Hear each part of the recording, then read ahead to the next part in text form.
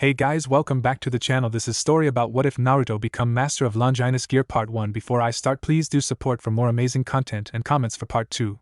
Do consider to subscribe my channel and share my video to your friends and check out the description as well. Let's start the video.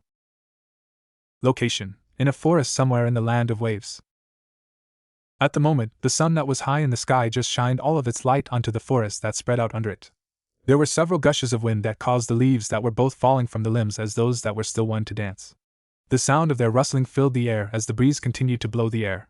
As well, during this time, birds singing and other animals of the area also did their thing as they made sounds that added to the collective sounds in the air. In this forest, though, it was not as large as the others that were located in the elemental nations.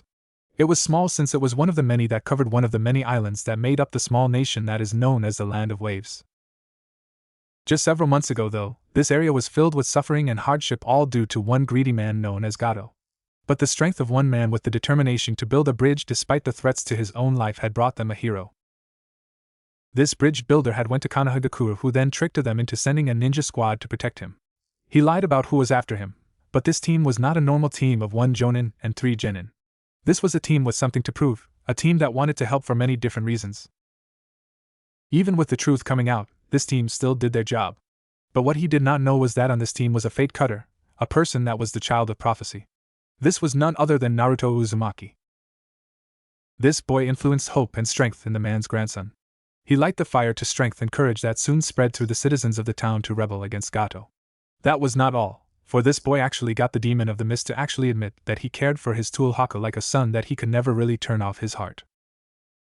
Due to this, the bridge was completed, Gato was killed, and the Land of Waves had the fire and determination that allowed them stay free and willing to fight for it.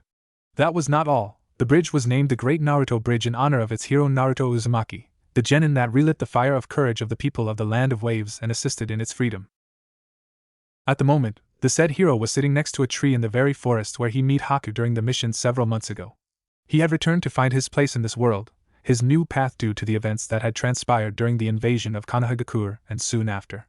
All that he had lost in this place where he formed his own ninja way. He was hoping to find his future as well. The boy had his eyes closed as the sun continued to shine down on him. He was thinking about the different things that took place and what had happened during the years since as long he could remember. If he was standing, he would stand at the height of 5 feet and 4 inches.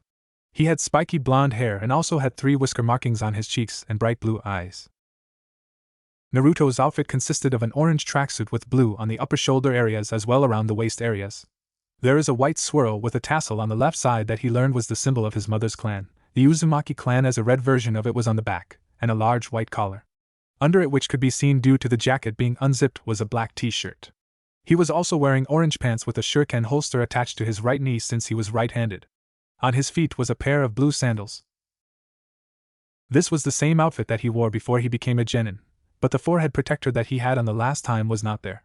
Instead was a pair of green goggles with Naruto written on them that he had before he graduated from the academy. Why was he not wearing his forehead protector? Why was he not in Konohagakure with his team? Well, the answer is simple. It was this answer that he was thinking of at the moment. The reason why the Land of Waves was not happy with Konohagakure to the point that all trade contracts that were going to sign between them was shredded by the people of Wave. Man, this sucks, for I have been forced to abandon several promises as well my own dreams now that Konohagakure is no longer my home. I can no longer fulfill them. They are what made me who I am. They were my guidelines and purpose. Now that they are no more, what am I? What are my goals? Naruto thought as he laid against the tree. I was alone until I graduated the academy, but now I am once again alone. Naruto thought as he sat there with a sad look on his face while he kept his eyes closed. My dream of being Hokage, no more since I am banished. Naruto thought as he recalled the events that lead up to the fateful moment. At first, his mind went to the times that he returned home to his apartment only see that it had been broken into, and anything that had value was taken. During his time, toys, books, and cloths were among the things missing. Anything that was too large to carry was destroyed beyond use or salvageable. On the walls in pig's blood was the words "Die demon, leave, you are not wanted here, die son of demon horror," or his personal favorites "Die fox and go kill yourself and make the world a better place." Could he report it? No, for the law would arrest him instead for disturbing the peace the last 5 times he did do so. Those 5 days each time in the cell with no food or drink was not good. He then recalled how the children that were older than him getting paid right in front of him to jump and beat him by many of the adults. They would use bats and chains until Anbu managed to get there and stop it. He recalled where parents told their children to stay away from him and looked at him with nothing but hatred. What a lonely life he had. But there were few that made his life better. The only people that were nice to me at first was the third Hokage, Tuchi, and his daughter Ayam at the Ichiraku stand, even though they were limited since they threatened to take his business license and rape his daughter. But the Hokage and him both being ex-Anbu stopped that. Naruto thought as he looked at the sky. Those that did allow me to shop charged me 3 times more than normal until I hinged. That was not all, they also sold me only rotten food or only ramen during those time until I began to use the henge to shop. Naruto thought as something popped into his memory. Flashback start. I seen you sold good food to others at prices that were 3 times less, why do you and the others charge me more? Naruto asked as he looked at the woman behind the counter. You ungrateful fucking brat. Okay, you want to know then here. Those prices are reserved for those that have families. That is not all, but those prices are also for those that are active or retired ninja. You are either so you get the normal prices, now get the fuck out of my stall before I decided to no longer sell to you. She screamed as Naruto walked out looking at the ground. Flashback end. I knew better, but decided to deal with it. Naruto thought as he continued to look over his life and determine what to do now that he was homeless and have no dreams. Then the academy, the part that was open for me to become a ninja since it was the only one. Naruto thought until he scoffed at the ideal and recall how stupid he was. Only one teacher cared, others did all they could to make me fail. Shit, they even kicked me out of class for asking questions or for nothing. They even attempted to charge me 1,600,000 ryo for each book, which was 40 times more than my monthly rent. Naruto raged in his mind. I decided that a 100 ryo is worth 1 penny, so that would mean that his rent was $400 a month in US currency, and $16,000 for each book they attempted to charge him. Thank God Gigi had some to give to me. Naruto thought as he recalled his grandfather figure who was the third Hokage. Sasuke, my rival, and thought as him as a brother, but I just learned that I was only have been fooling myself. Naruto thought as more memories started to flash through his mind. My training in stealth and trap making was done with pranks. Those were the good times. Naruto thought as a smile appeared on his face. I thought Sakura was cute, but what a bitch. That was not all. After 3 failed attempts I finally did manage to earn my headband and learned why I was hated. Naruto thought as he recalled the theft of the forbidden scroll that he was tricked to do. I became a hero. Naruto thought as he recalled the wave mission, the mission that was done in the current location that he was now at. I even managed to make it 3rd round of the Chunin exams. As he recalled that he thought he was on his way become Hokage. He had to laugh at that. He was a fool, for it was then that all hell broke loose and he lost it all. It was then 3 weeks ago that everything that made him who he was taken from him. Then he recalled one person that he did not allow to get close to him, someone that he knew had feelings, but to protect her he pretended to not notice at all. She was kind of cute though. I am sure that she was shy because she liked me, why I do not know. Still I had to keep her from me due to the fact that would have been hurt by those that hated me. I hope she would be alright though, for seemed to be a nice girl. Naruto thought about the girl from the 2nd round of the Chunin exams. Hinata was her name if I recalled it correctly. I remember that she was shy, always fainting around me, not only that she was also the only one that was nice to me during the academy days. Naruto recalled about the dark blue white-eyed girl that was on Team 8. That bastard of a cousin of hers though was an asshole. Naruto thought back to the fight she had in round 2. That Neji bastard was attempting to kill her. But Hinata showed that she was tough. Naruto thought back as he recalled the fight. What took me by surprise though was that she stated my ninja way, my nindo. She did not give up, but still failed. At least she forced that bastard to earn his victory though. Naruto thought as he recalled the whole battle and how she fought back. I have to admit though, it was interesting to see someone else having the same nindo as me. Naruto thought as he recalled the entire battle that she fought. Then that bastard tried to kill her, his own family member. Well, I hoped I taught him a lesson. Naruto thought about Neji when they fought their battle. Then there was that fight between Gaara and Lee, which left a bad taste in my mouth. Naruto thought as he recalled how sadistic and brutal Gaara was. Afterwards, I decided to train to get ready for my battle with Neji. I asked Kakashi to train me, but he just blew me off stating that he had to train Sasuke and that he needed his help more. Now I do not know if I should take that as a compliment, or insult those stating that as I think about it. Naruto thought as he recalled the whole event. Now though, I learned that the fucking council voted him to train their prince Sasuke Uchiha, At least he did not follow the order of having me, leaving me with no resources or training, so I guess things were not that bad. Naruto thought as he recalled when Ebisu showed up. At least thanks to that, I was able to meet Jiraiya, which I ended up quickly calling Ero-sensei. Naruto thought as he recalled the whole event. Instead of seeing me as the fox, he saw me as someone else. I thought he would pawn me off, or teach me a few things just to keep me quiet, but instead he taught me how to summon toads after he allowed me to sign the contract. He taught me how to fight better by improving me taijutsu and gave me scrolls on the frog kata. He also taught me the Rasengan as well, the secret behind shadow clone technique, which allowed me to train more in less time. Naruto thought as he managed to shove years of training into the month that they had thanks to Jiraiya. He takes a breath as he looked at the sky. For those were the days that things were better for him, before the event that cost him his promises and dreams took place. The day before he lost everything. Then his mind went through the events that had taken place soon afterward. He had won his fight, and when time for Sasuke to fight, he was not there. Instead of disqualifying him, they just pushed it back. No surprise there, right? That damn team had it all, but still he thought that it was all owed to him. I am sure that if he knew about my training, he would have demanded it all handed to him. The council and his attitude just pisses me off. Naruto thought as he recalled everything that had taken place. The more that he thought about it, the sicker Naruto became, so he stopped. Then when it came to the last match, Sasuke shows up just as he was about to be disqualified. The match was the last for the first round, and that was when it happened. The invasion had taken place. Naruto and Sakura was sent to assist Sasuke to deal with Gaara. When it came down to it, the battle was between Naruto and Gaara. The fighting was brutal and Sakura was hurt greatly. Naruto managed to win the fight. Unknown to Naruto at the time, Sasuke, seeing that once again he did not have the power to win, left the scene of the battle. After the battle, Naruto befriended his former enemy, but as they were talking, something else was going on. Deidara of Akatsuki had made his appearance. As he was in the sky, he dropped bombs on the village, killing ninja on both sides. While he was doing this, his partner watched as Temari and her brother Kankuro picked up their code little brother and left. Naruto turned around to check on Sakura. That was when it happened. Sasori attacked Temari as well Kankuro. Before they knew it and could act, both died. Sasori then grabbed and knocked out Gaara and left as Naruto turned around to see their bodies fall on the ground. That was when everything went dark. 2 minutes passed when Naruto woke up. Naruto looked around and could not see Gaara nor the one man that took him. He could still see the lifeless bodies of Gaara's siblings. Naruto noticed that the village was still being attacked. He figured that he must do something. He then checked on Sakura and noticed that she was bleeding and might need medical attention at once, so he decided to return and get assistance for Gaara as well Sakura. After a few minutes of walking and carrying an injured Sakura, Naruto found himself seeing bodies all over the place. That was when he came across Sasuke standing there in the street. He was facing Iruka-sensei at that moment, and that was when it happened. Flashback starts. With each step that he took, pain shot through each and every nerve that existed in his body.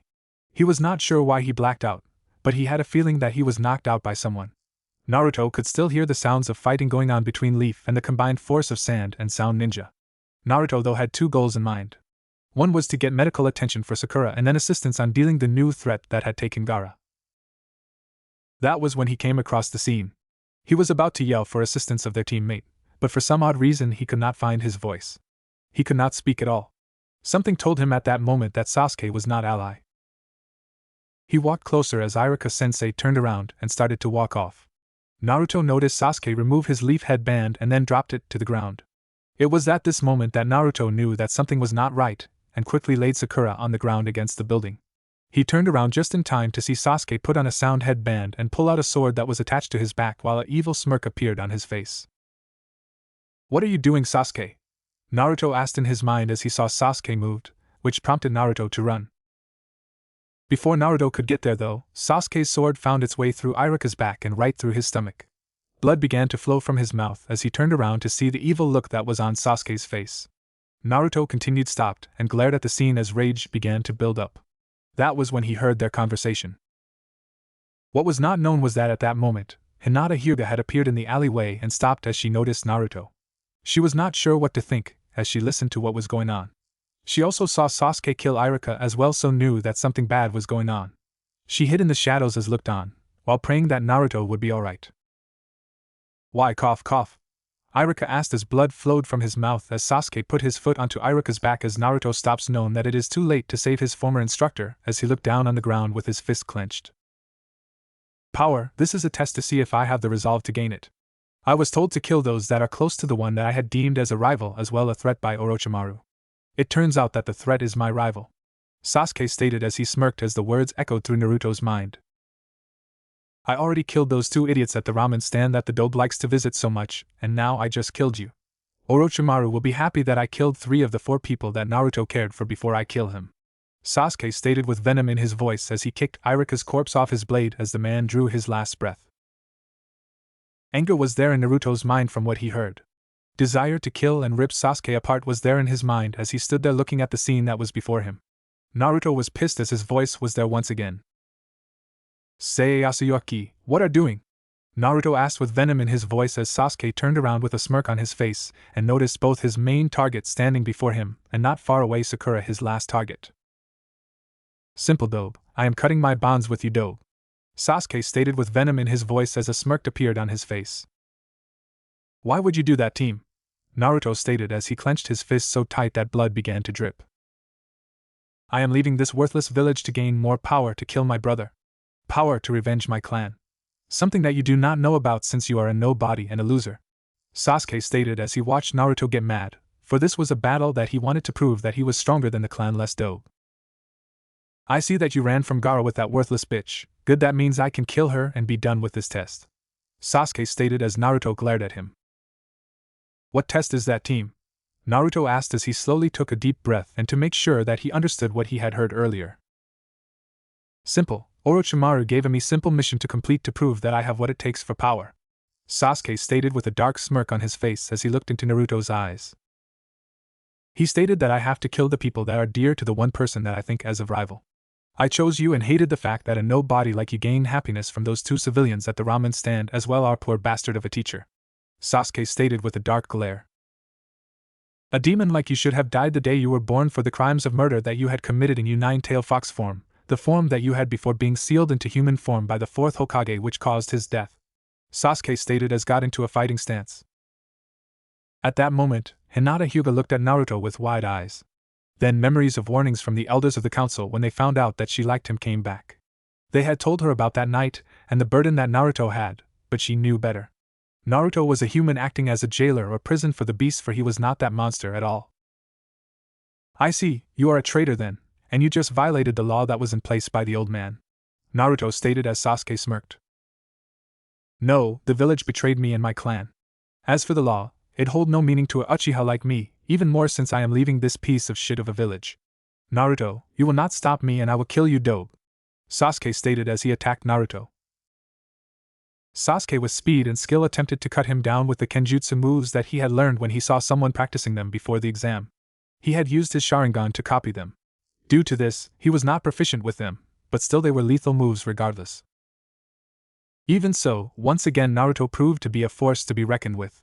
He had dodged all the attack as the battle continued, but with speed and skill Sasuke threw a kunai at Sakura that Naruto did not see. The kunai sailed through the air as it found its mark. The tip went in deep through the flesh that was around Sakura's neck, and then out of the back, instantly killing her. Naruto saw this as they both separated from each other. Naruto looked over and saw the girl that he loved breathe her last breath, and Sasuke smirked. Naruto just stood there for a second and realized that he was sad for the loss of a teammate, not the girl that he acted to be in love with all this time. Sasuke got ready to strike him down thinking that he was lost in grief, but how wrong he was. It was then that Naruto charged at him, but this time with the intent to kill his former friend and teammate. At this time, his body began to become engulfed by red chakra. After several blocks and feints, Naruto managed to stab Sasuke's hand, which caused him to drop his sword. Before he could retrieve it, Naruto does a spin kick that sent Sasuke into the shop that was several yards behind him. What was that, team? Did you say that you were going to kill me? Naruto stated with an angry look and a smirk as he kicked the sword into a busted shop windows that was to his left. I admit you recently got some skills, but you will always be a dead last, always be a no-name orphan, always be trash, for even the trash of this dump of a village saw you as a nobody, and me an elite dobe, Sasuke stated as he walked out of the building as the sound of things falling inside the shop could be heard. Sasuke was now different. Black markings had flowed over his body and his skin changed to a tan color. His eyes were now golden in color as two bat-tan-looking wings appeared on his back. There was sounds of chirping as Sasuke had his hands towards the ground. There was a mass of white electrical chakra dancing around Sasuke as its focus was in his left hand. Using the Chidori against me, I do think that Kakashi-sensei would not like to hear that, Naruto stated as Sasuke smirked. Kakashi, no need to worry about that. You see, he is dead for he breathed his last breath 3 minutes ago. You see, Kabuto managed to poison him after my curse mark was sealed. He was dead at beginning of the month-long training, but he stated training me and this was his legacy left to me as he was dying and did not know it. Sasuke stated with a smirk. You know what, he owed this to me, for that bastard had something that belonged to my clan not him. Sasuke stated with a smirk as Naruto started to get angry. Before Iruka, I also killed those 2 ramen chiefs that you like so much. I hate the shit and that you love to make it so much more worth it. Sasuke added with mirth as she glared as Naruto as the lighting began to get stronger around him. Sasuke! Naruto yelled as she glared at Sasuke with hatred and anger. Come Naruto, for Orochimaru stated that you must be killed for he said that your existence is a threat since those that are a threat to his plans needs your existence. Why a nobody dope like you? I do not know but orders are orders. Sasuke stated with mirth as the both charged at each other. At that moment, they moved fast and was throwing punches and kicks at each other. The sound of the air being forced out of the way to create a booming sound echoed. Walls of buildings were being damaged, but after 3 minutes, the battle ended. 2 ninja dressed in black cloaks with red clouds appeared between them. One of them were Itachi Uchiha and had backhanded his little brother into the far wall. Kisame had knocked Naruto into the opposing wall and looked at him. Right when Sasuke was knocked out, but before anyone could act, Kabuto appeared and picked up Sasuke and vanished with him. An old man with long white hair tied into a ponytail and wearing a gray outfit had appeared between them and Naruto as a large orange-toad wearing battle armor appeared beside him. This was none other than the man that trained him, Jiraiya of the Sannin.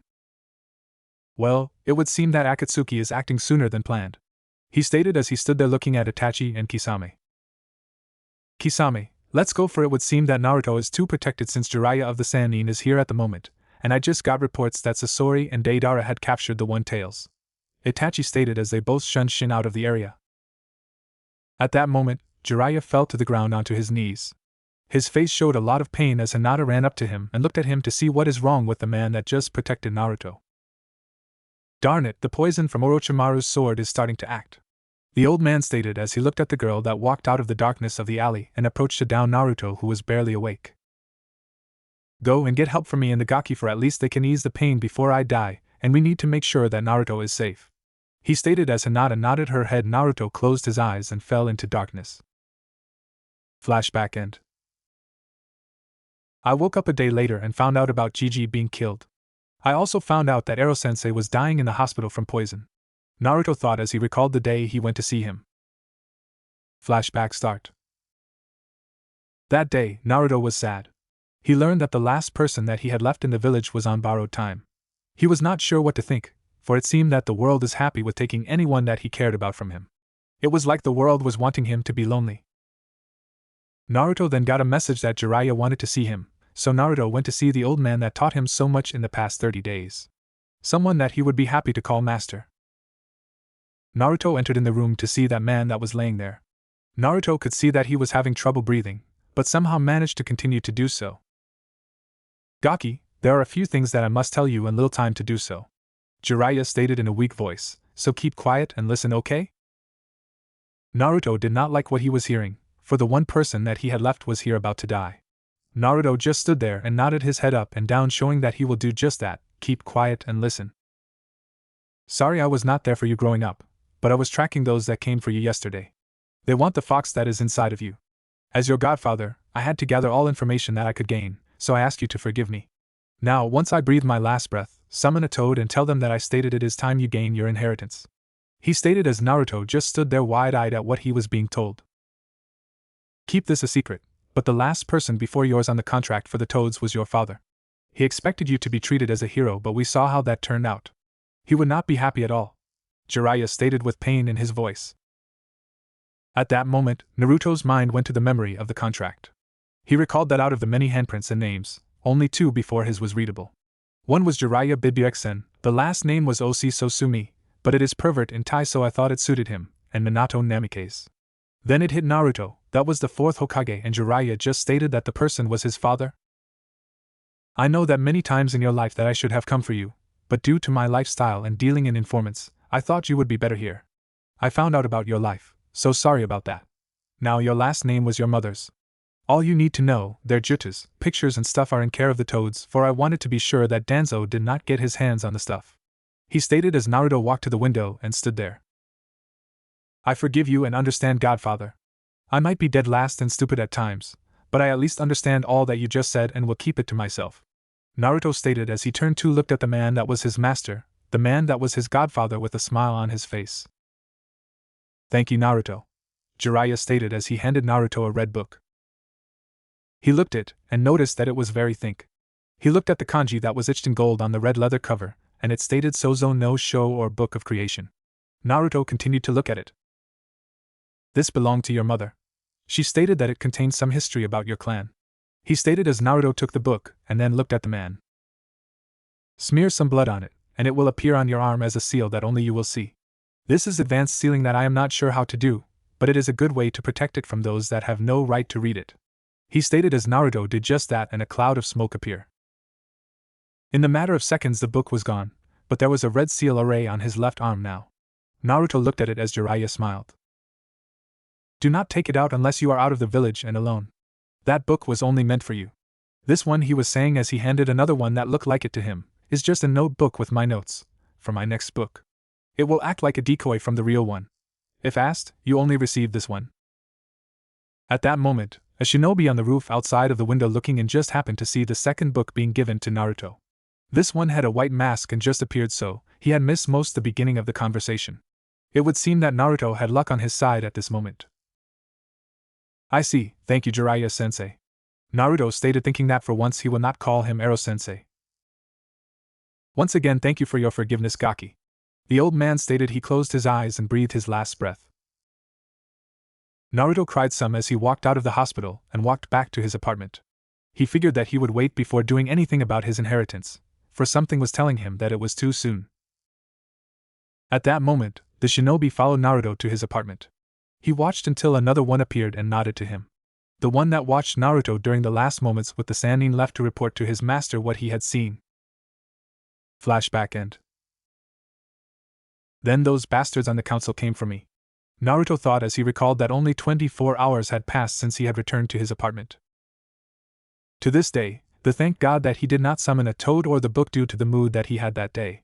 Naruto knew that he was lucky that he decided to wait a while before summoning anything. He wanted to let the mood of the invasion to pass, but at the same time, something told him that it was not safe to do anything yet. Flashback start. It was the day of the funeral. Rain fell on the ground as everyone attended. Naruto was not allowed, for he was chased off from it, but the civilians, stating that his presence was disruptive. Some even stated that his existence there was disrespectful to the memory of those that died. Due to this, Naruto walked away and then saw it from the top of the building. He heard it all and then returned home to his apartment to think about all that had taken place. He was told about the many battles that had taken place. He learned that Orochimaru had killed the Kage of Suna and acted in his place that led the village to war. He sighed, for he had lost much. He learned that indeed Kakashi dropped dead in the middle of the battle while fighting alongside Guy. Naruto though realized that even though he had lost much, he at the same time he had gained something as well. It was at this time that Yunbi wearing a horse mask appeared in his room. Naruto Uzumaki, the council requests your presence. He stated as in a flash slapped chakra cuffs onto Naruto. Hey, what gives? Naruto glared as three others appeared and started to tear apart his room looking for something. Shut up, demon, we want this, one of the others stated. He held up the second red book that was given to him as they vanished in a swirl of leaves. He was right, someone might attempt to take what is mine. Naruto thought as he seethed thinking about what was going on. Thank good they took the decoy. Come. Horse stated as they vanished as well. They soon appeared in a large room with Naruto standing in the center of it. He noticed that everyone was there looking at him. He noticed the civilian council members looked at him with hatred as the ninja ones looked at him with interest and understanding. They were also looking at the civilians wondering what was going on as well. Horse, why is Naruto here and handcuffed in chakra cuffs? Asked Shikaku Nara of the Shinobi Council. I asked for him to be brought in for trial. Stated one that was bandaged as he looked at everyone here. Naruto looked at the man that had spoken. He noticed that he appeared as a frail, old man. He had black, shaggy hair, and his right eye was bandaged.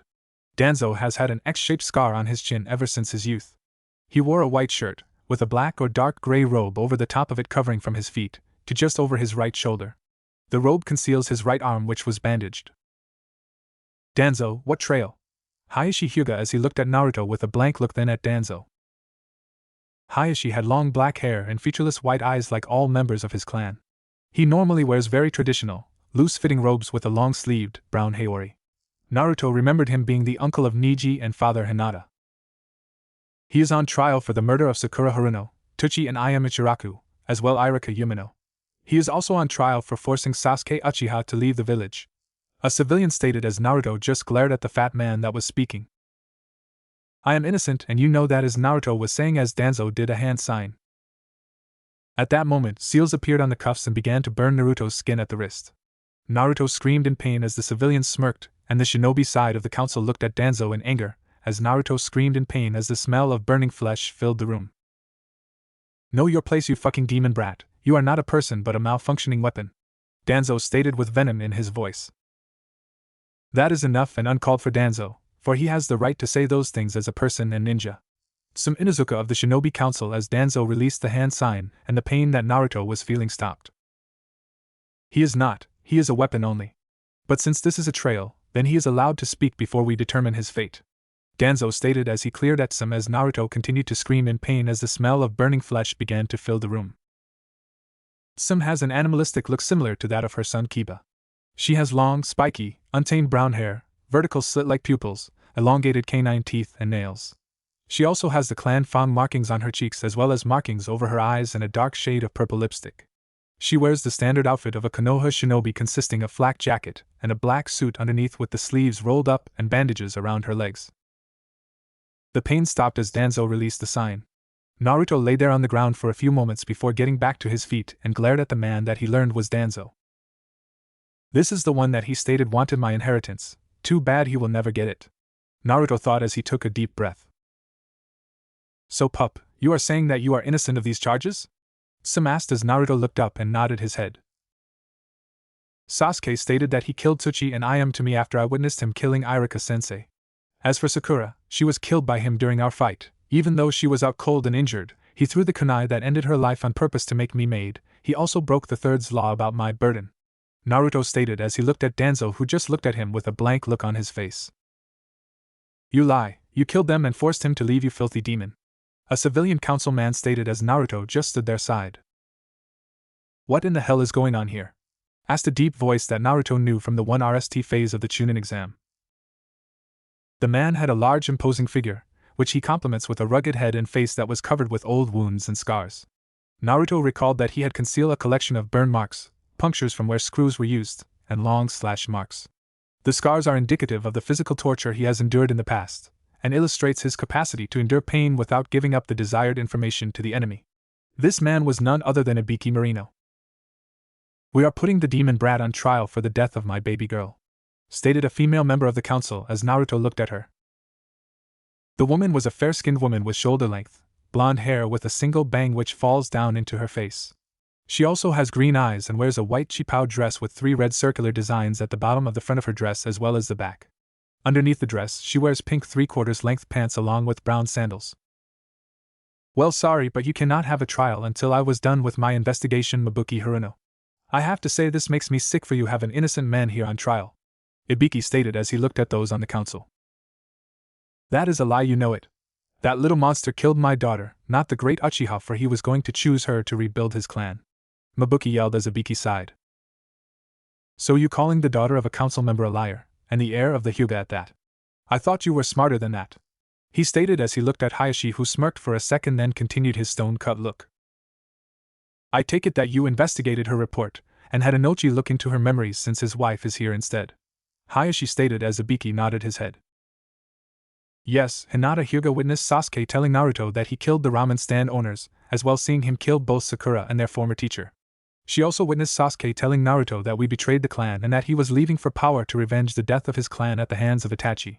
That is not all, for someone informed him that Naruto was the Kyuubi sealed into human form instead of it being sealed into him. Also, sir, Your clan elders broke the third's law 3 years ago and told Hinata about Naruto's burden in hopes that it would turn her against him. Ibiki stated as he walked forward towards Naruto and was about to release him. Hold it, Ibiki, he is to remain cuffed. The demon's existence is still a threat to this village. Since he is clear of the charges, he still is a threat to the village. For 4 SSS class criminals came into this village to collect both him and Gaara. Danzo stated as Ibiki turned and looked at Danzo. Damn fools, they do not know the difference between a scroll and weapon, it seems. Naruto thought as he looked at Danzo with disapproval in his eyes. Why do I have a feeling that Naruto was screwed before he came here? Ibiki remarked out loud as he looked at Danzo. Kid, for what it's worth, I think you were dealt a bad hand here. I wish I can help you. That is why I am proposing Measure FBF 1099987FX for vote. He stated as he handed a form to that was filled out. This is not right, he defended the village and you want him kicked out? Asked another council member that Naruto looked at and noticed to be the father of another friend of his. This man is a tall, plump man with long, spiky red hair and purple markings on his cheeks, with the latter being a common trait in the Akimichi clan.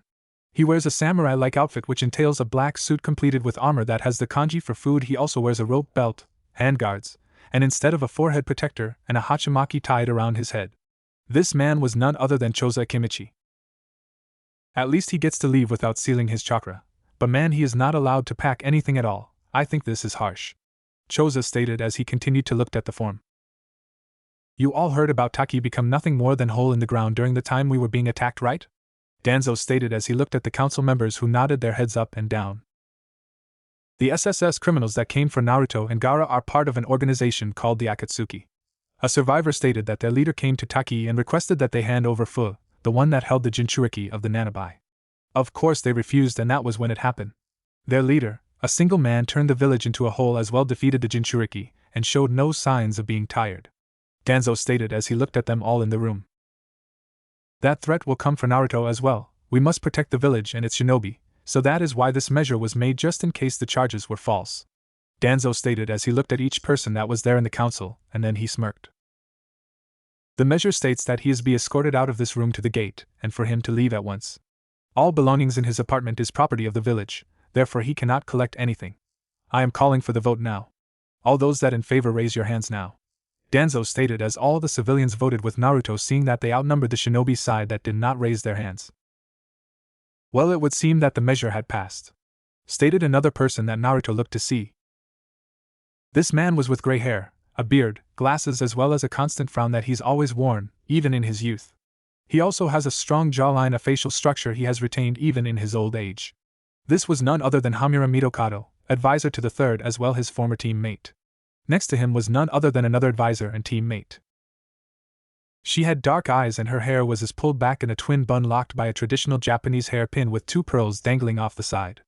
Her hair needle also had many pearls and tassels at the end. She also was wearing earrings. She was wearing a simple long kimono closed by an obi, a jacket, and a sash over it. Her eyes were squinting, barely opening as she looked at Naruto with an expressionless face. This person was none other than Koharu Yuditane. Naruto Uzumaki, you are hereby stripped of your shinobi status to the village and banned. You are not allowed to re-enter through the gate once ANB releases you and have 2 hours to get a mile from the walls. Enter within that area without authorization from the council, you will be cut down by Hunter Nin.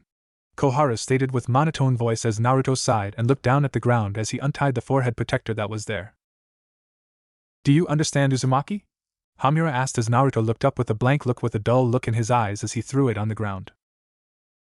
I understand that you bastards see me as the fox instead of a shinobi. I understand that all the blood, sweat, and tears that I spilled for this fucking village is for nothing. Yeah, I understand that you take whatever I had left, what made me the person that I am, and snatched it from me at this moment and time. I think Gigi is rolling in his grave. Naruto snarled with anger as he looked at Ibiki that was standing there with disappointment on his face as he looked at the civilian council members who just smirked at their victory, and then looked at the 2 advisors and noticed that they were not happy at all about this whole thing, which made want to know why, for he thought that they hated him. I know that my parents are, but I will keep that for myself. Naruto thought as he recalled the name on the scroll, the one that sealed the fox into him. Both advisors seemed to nod their heads at this. This did not go unnoticed to Naruto. This told him that they were aware of it as well. He then noticed a hint of approval in their eyes, which showed that they were happy that he did have that knowledge.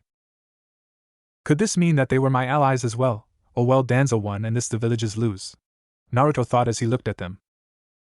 "In respect to your choice, Naruto, we will not state it either, for I believe that you are right about the third rolling around in his grave along with your parents," Koharu stated with a smirk on her face, which was matched by Hamura that told him that they were on his side. Who was her parents? A civilian council member asked when he noticed that byplay between them and Naruto. "It is not us to say, and it is a S-class secret and only a shinobi matter, something that you all do not need to know about, since after all you all just banished him without our vote on the matter," Hamura replied with a smirk on his face. "Ibiki-san, can you escort me to the gate instead of the lackeys of the bastards of this council? I trust you more than them. The lackeys of the council might just decide to cut me down just because they can now get away with it since I am not longer a citizen or shinobi of this hellhole," Naruto asked as Ibiki smirked as the voices of outraged council members began to yell and both him and Naruto vanished with several ANBU members. They appeared at the gates in the matter of seconds. Ibiki walked with Naruto through the gate and began to unlock the cuffs. "Sorry about those bastards and Danzo. Still, you are a shinobi even though you are no longer part of the ninja corps of the Leaf. Live strong and be wary of ANBU with white blank mask," he stated in a low voice as ANBU appeared at the gate to make sure that Naruto was leaving. "Thank you, make the will of fire protect you," Naruto stated with a smile as he turned to walk down the road. "You as well, young one.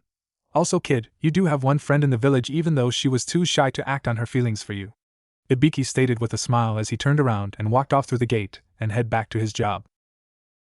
Flashback end. "Man, that is not right, but at least I had my money on me and the only thing besides cloths of value as well," Naruto thought as he rubbed the seal on his arm as the red book appeared. He looked into it and began to read.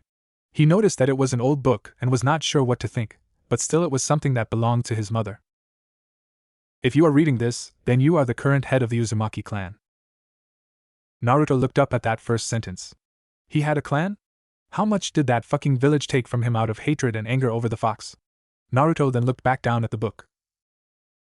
"I am Serena Gremory, member of the Gremory clan. Please note that me and my other 11 younger sisters are not from this world.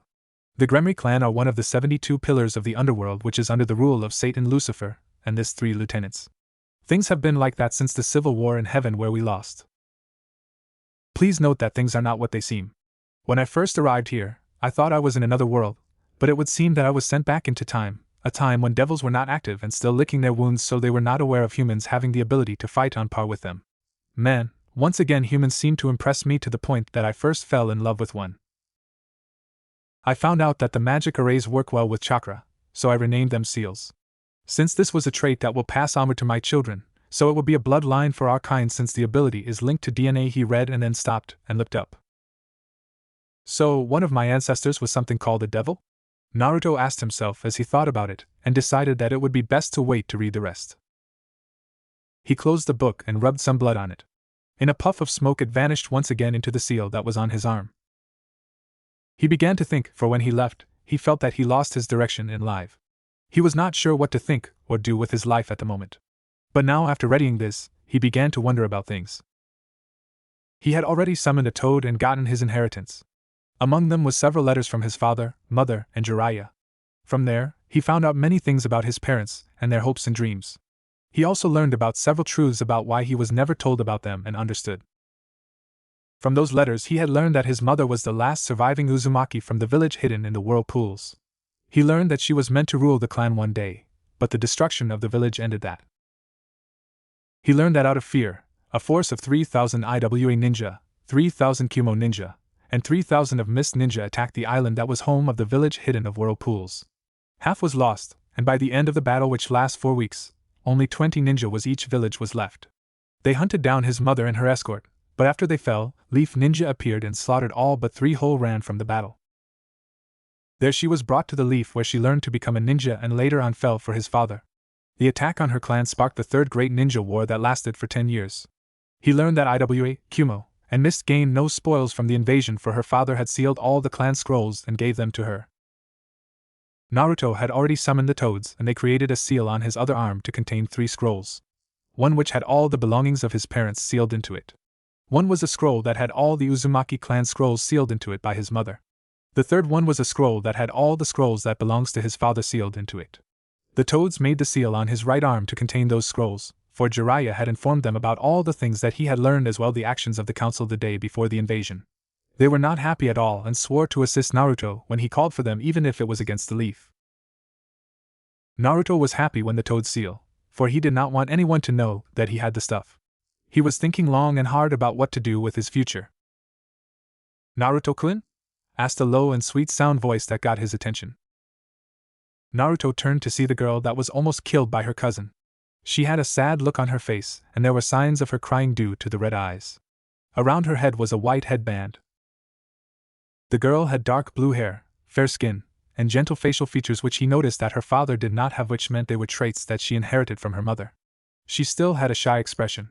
Like the rest of her clan, she possesses the renowned Byakugan and lavender-colored eyes. Her hair was short and leveled into what is known as the hindcut style just above her forehead, with chin-length strands framing her face. Hinata wore a long-sleeved, light blue blouse with a high collar, and dark blue pants.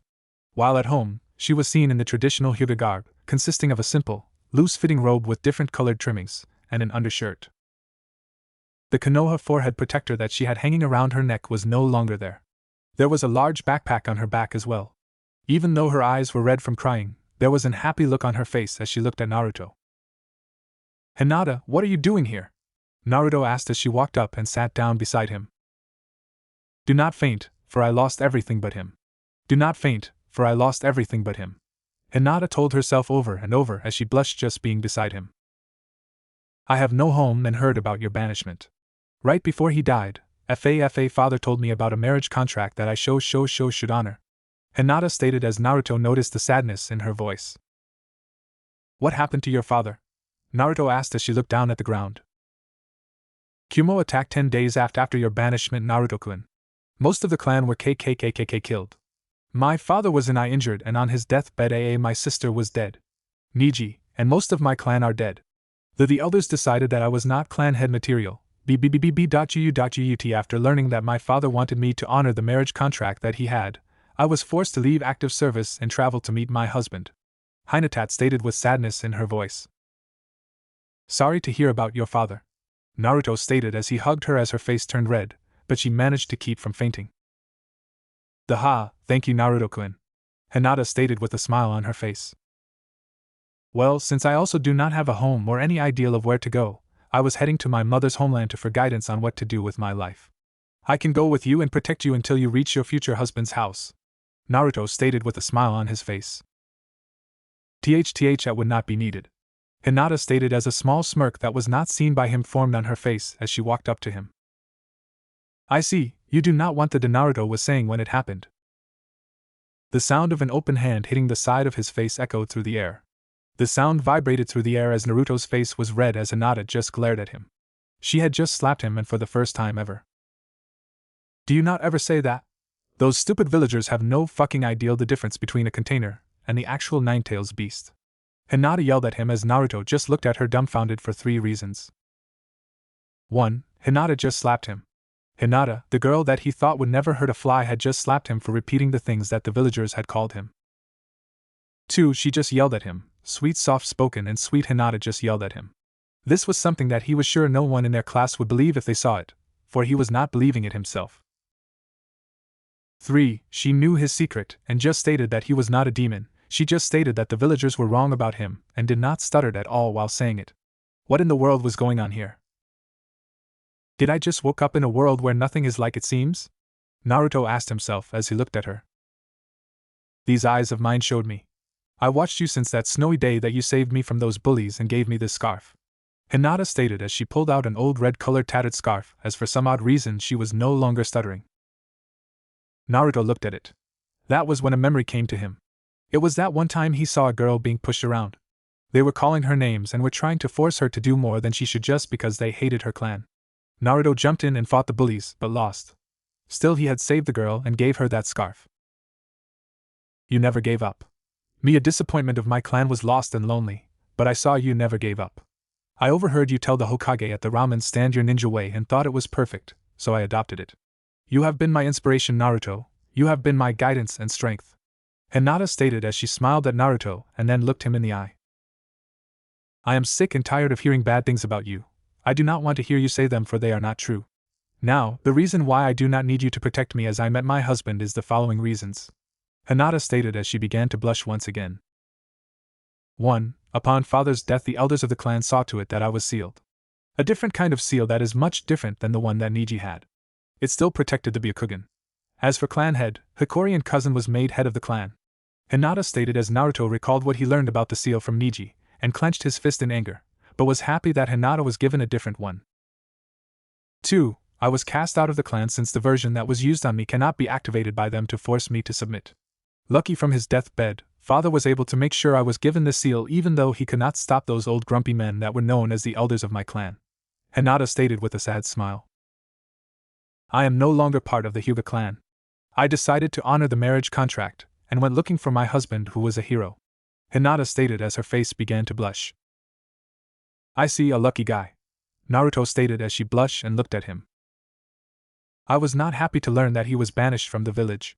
I at once turned in my headband and packed, and went looking for you.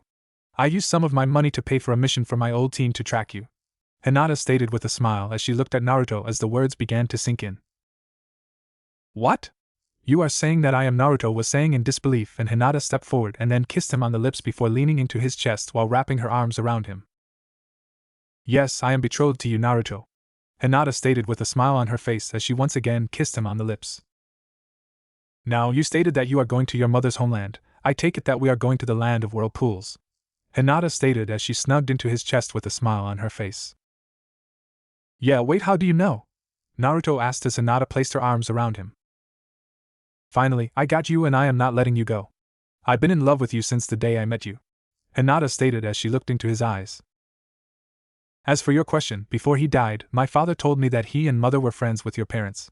That is how I know, Hinata stated as Naruto looked into the tree line that was behind her to see Kiba, Shino, Akamura, and their sensei Kurenai standing there just looking at the scene that was before them. I will not make excuses or ask for their forgiveness, Naruto, but please know that I am really sorry to hear what happened to you, Naruto, Kurenai stated as she bowed to him. This was the sensei of Hinata's team. She was known other than Kurenai Yuhi, the Genjutsu mistress of the leaf. She was a fair-skinned woman of slender build. She has long black untamed hair reaching her upper back, and very unique eyes that are red in color, with an additional ring in them. She was wearing makeup consisting of red lipstick and purple eyeshadow. Her regular outfit consists of a red mesh armor blouse with only the right sleeve visible. Overall, this is very broad material which resembles bandages with a pattern on it similar to those of rose thorns. Her hands and upper thighs are also wrapped in bandages, and she wears the Konoha forehead protector and regular shinobi sandals. To her right was one of Hinata team members. He was none other than Shino Aburame. He had a jacket that was light gray hanging down to his waist. The collar of his jacket obstructed the view of his lower face. From what could be seen was that he is a fair-skinned ninja, and Naruto recalled that he was the tallest member of their class. He had dark, bushy brown hair. But due to the dark sunglasses that was on his face, one could not see his eyes or tell what color they were. He had his headband around his head like many others had. They had no right to mistreat you nor banish you, Shino stated as Hinata's other former teammate appeared on his left side with his dog on his head. This person was none other than Kiba Inuzukiya. He had a wild appearance, as while clearly human, he has several physical traits more akin to animals. Like most of his clan, he has messy brown hair, sharp black eyes with vertical slit-like pupils, pronounced canine teeth, and nails that he can change into claws. He also has the distinctive red fang markings of the Inuzuka clan on his cheeks. His attire consisted of dark grayish pants reaching to his calves and a gray, hooded fur-lined coat, with the hood usually placed on his head over an apparent plate of armor and fishnet undershirt. Around his head was his blue headband and forehead protector and blue sandals on his feet. On his head was the puppy that he had since class. The puppy was Kiba's dog and partner Akamaru. The puppy had white fur and resembles a Great Pyrenees, regularly carried on Kiba's head or inside his jacket. Akamaru's eyes are usually squinted, appearing closed, and he has a brown nose, as well as brown patches on his ears and a brown outline around his mouth.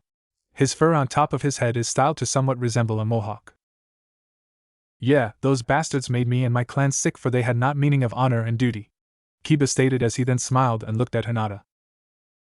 Naruto, you better take care of her, for she is one of a kind, Kiba stated as he took a deep breath and then continued to talk some more.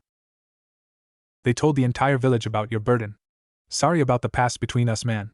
Just know that us rookies including Tenten and Lee feel that you should had a better life since you protected us all these years from the Nine Tails. It blows that you never gotten any pay for doing it. I mean, is it an S-class mission rank to do something like that? Kiba stated as Akamura barked in response, which showed that he agreed with him. Thanks, Naruto stated as he scratched the back of his head and he looked down at Hinata, who was now asleep in his arms with a big smile on her face.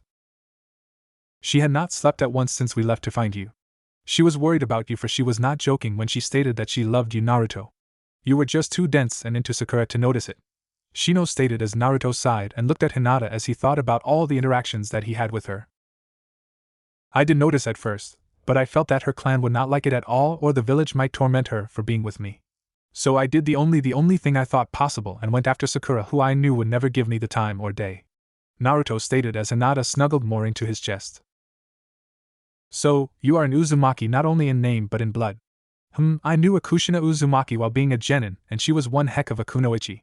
I looked up to her, and she taught me a few things, Kurenai stated as Naruto smiled and looked at her after making sure that it was just them in the area. What I say stays between us and my Hinata here when I tell her when she wakes up, Naruto stated as he looked at the ones that just confirmed that they were in fact his friends. Kushina Uzumaki was my mother and my father was Minato Namikaze, who is also known as the fourth Hokage. The third Hokage decided to keep everything a secret due to their enemies as well from those civilian bastards, Naruto stated as Kiba, Shino, Kurenai, even Akamura's jaws dropped to the ground. What the hell? Kiba stated as he began to see Naruto as the true alpha that he really was after all. He had a feeling that there was more to Naruto than he thought. I see, she had a son and with him, Kurenai stated as she smiled at the thought of Minato and Kushina actually getting together. That is indeed stupid of them. They saw you a threat but your father a hero. They actually messed up indeed, for they threw away a shinobi that has the potential to become the strongest ninja as well as sabotaged your education in the academy, Shino stated as Naruto smiled at him and nodded his head up and down. Mark my words, during the times that you guys and the other Rookie 11 are not in the village and need my help and have a way to find me, just let me know. I am heading to Yuzu for now to see what is left of my mother's homeland, Naruto stated as Hinata moaned in her sleep as she snuggled even more into his chest and held on tighter. What are you planning to do, Naruto? Kiba asked with interest. Love and cherish Hinata as well rebuild my clan, Naruto stated as he looked at Kiba as a thought came to his mind of a new purpose in life, one that would seem fitting to his current mindset. Then I also going to rise Uzugakure from the ashes and restore it to its former glory with Hinata at my side, Naruto stated with the same intensity that he had when he declared that he would do something and do it as their mouths dropped open at his declaration. If you or any of the others make Hokage, then I will make an alliance between us. Until then, only you guys and the rest of the rookies as well their sensei are my allies, Naruto stated in a firm voice. Naruto, there is a temple several days from here that would marry you too. Hinata already got everything set up, you just need to show up with her, Kurenai stated with a smile on her face. I see, and I will take care of her.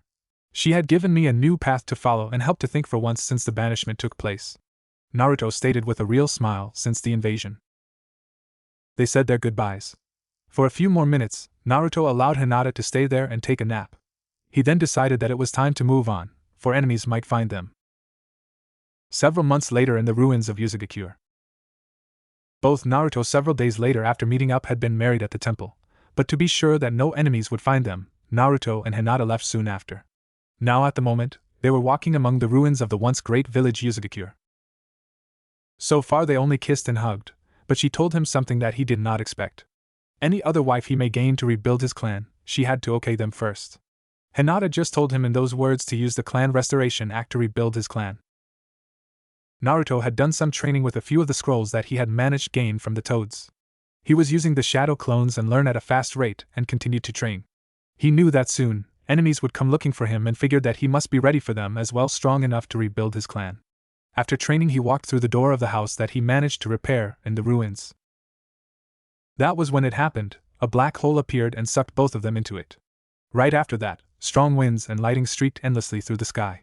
The ground cracked as the world slowly began to die. Little did anyone that, like many other worlds, all life on the planet would be lost. The event that became known as the temporal quake had caused the death of this world like many others. However, there is one question that remained to be asked about what happened to Naruto and Hinata that also took place in a few other locations around the world. Where are they and what happened to them? in the void that exists between all worlds, realms, and dimensions. Normally, the void is nothing more than darkness, and sometimes there are energy clouds and different gases from the worlds, realms, and dimensions that had died waiting to be used by the cycle of life and death to create new life and worlds.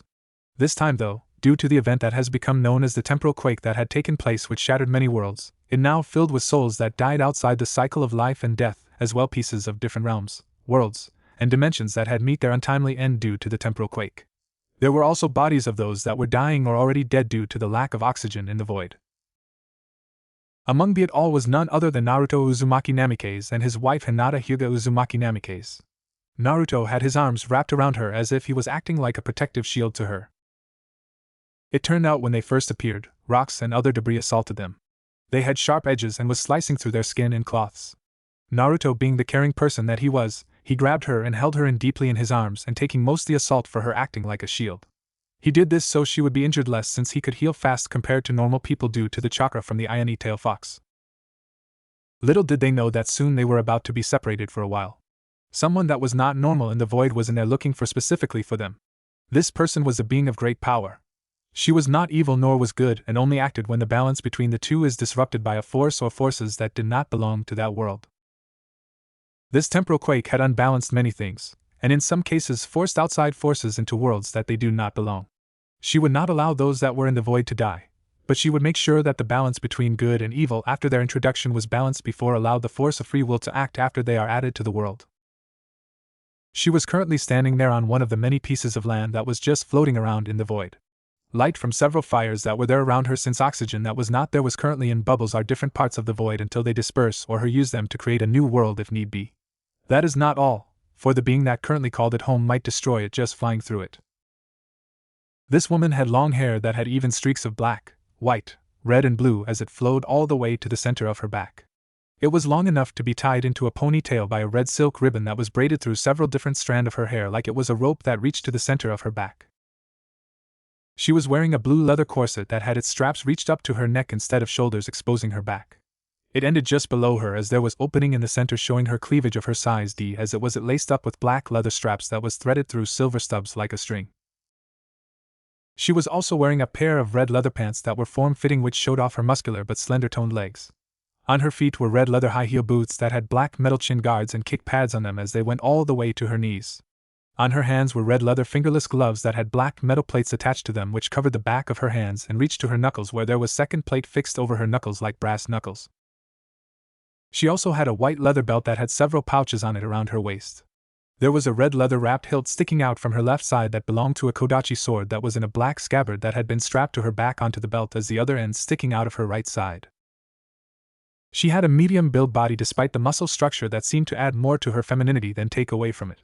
She also had light peach smooth skin that made her look no older than the age of 18 years old, even though she was very much older than that. Her eyes looked like the eyes of a cat due to the comparatively large iris that also had a vertical pupil. The sclera of her eyes were the color of a bright blood red and the iris was a much darker shade of the color.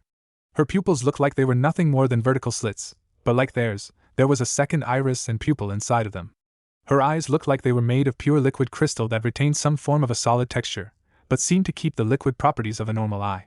In the darkness that was there on her face, one could see the red glow in her eyes. This was none other than Kara de Mount Dragon, one of the last of the Cry race god's first children when he created existence. Due to her power, she was second to only God alone. All dragons has the desire to bow to her, since she was a member of the dragon race, even though her dragon form was that of pure living crystal. In a way, she was their goddess even though she did not desire to be so, even though she created them at the request of God himself. Long before the civil war in heaven, her race assisted God and his angels. But darkness had appeared in her race, and they had their own civil war. Due to this, she was the last living cry while the soul of one that started the war was sealed away.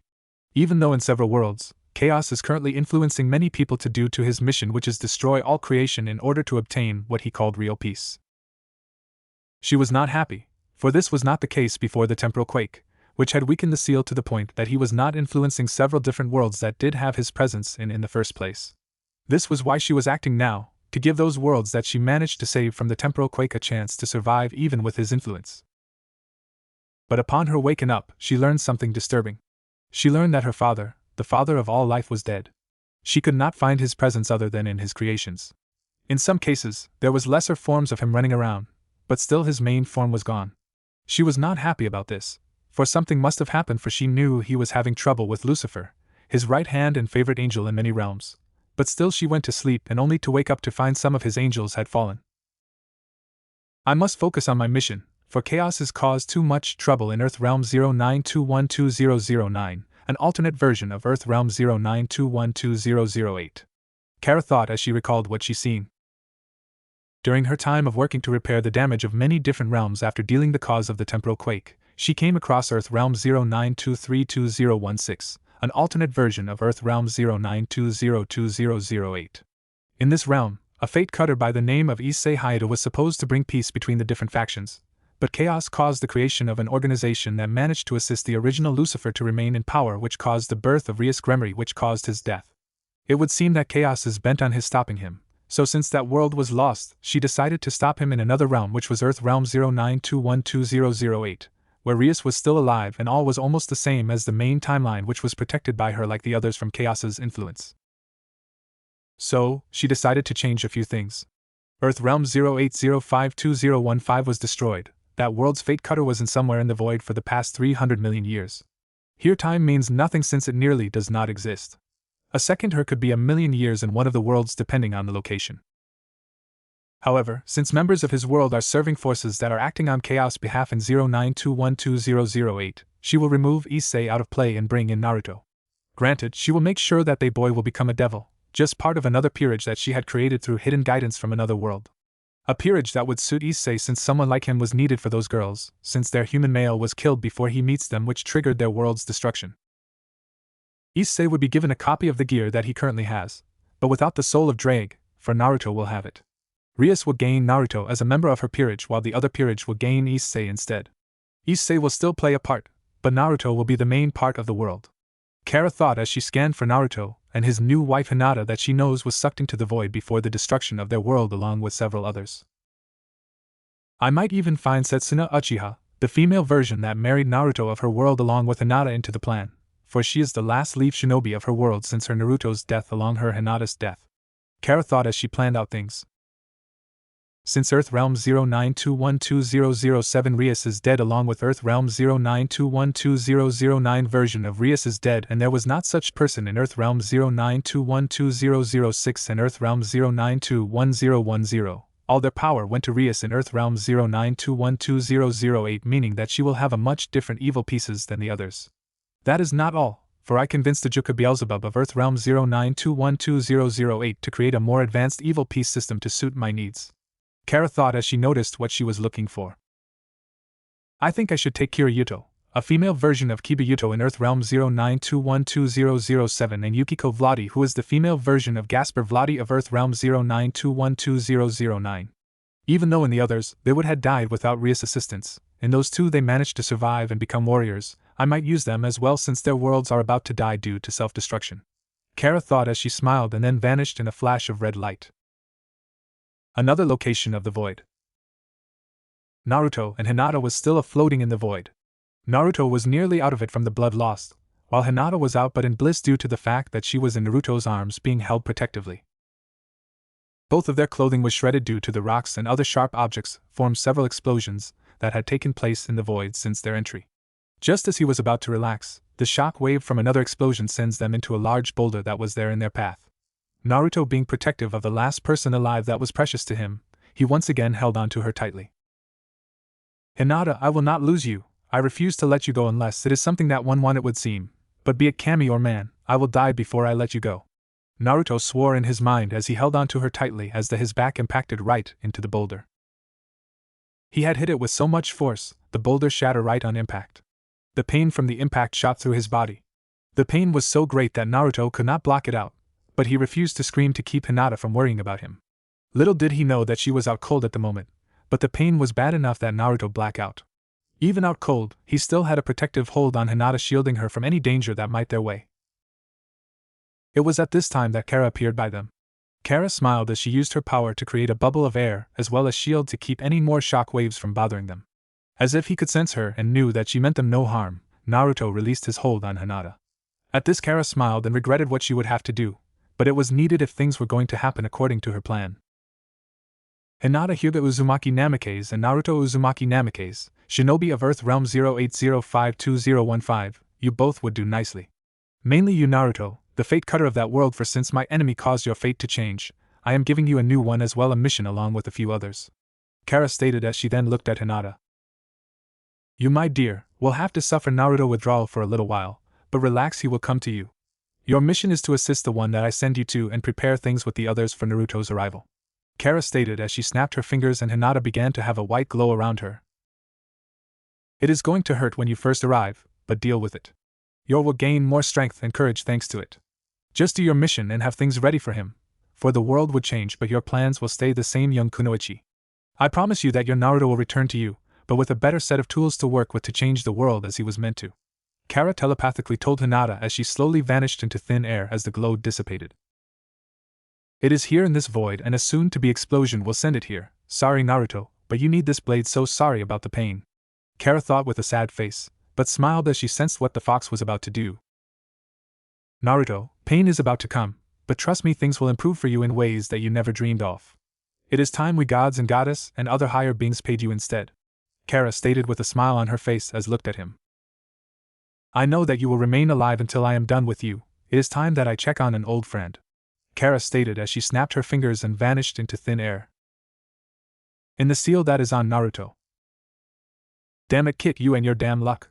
I hope you survive, for I used up most my chakra to repair the damage that your body had protecting that vixen of yours. I also made sure that you are able to use my power, but I used to much, so this is it for me, and due to the seal I will not reform at all.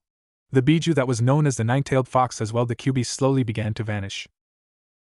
Outside of the seal just at that moment. At that moment, there was a large piece of land from a world that was destroyed there with an active volcano on it.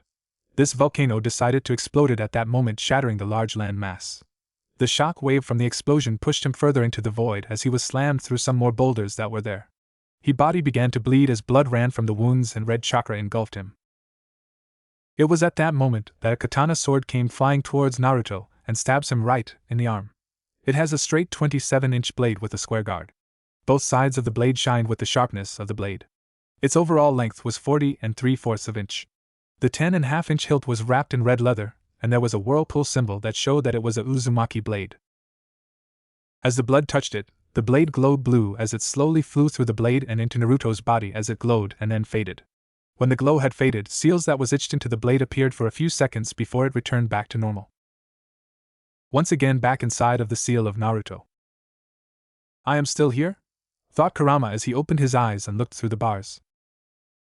How is this possible, for I thought I died when I granted all my chakra to the kit? Kurama asked as a voice floated through the darkness.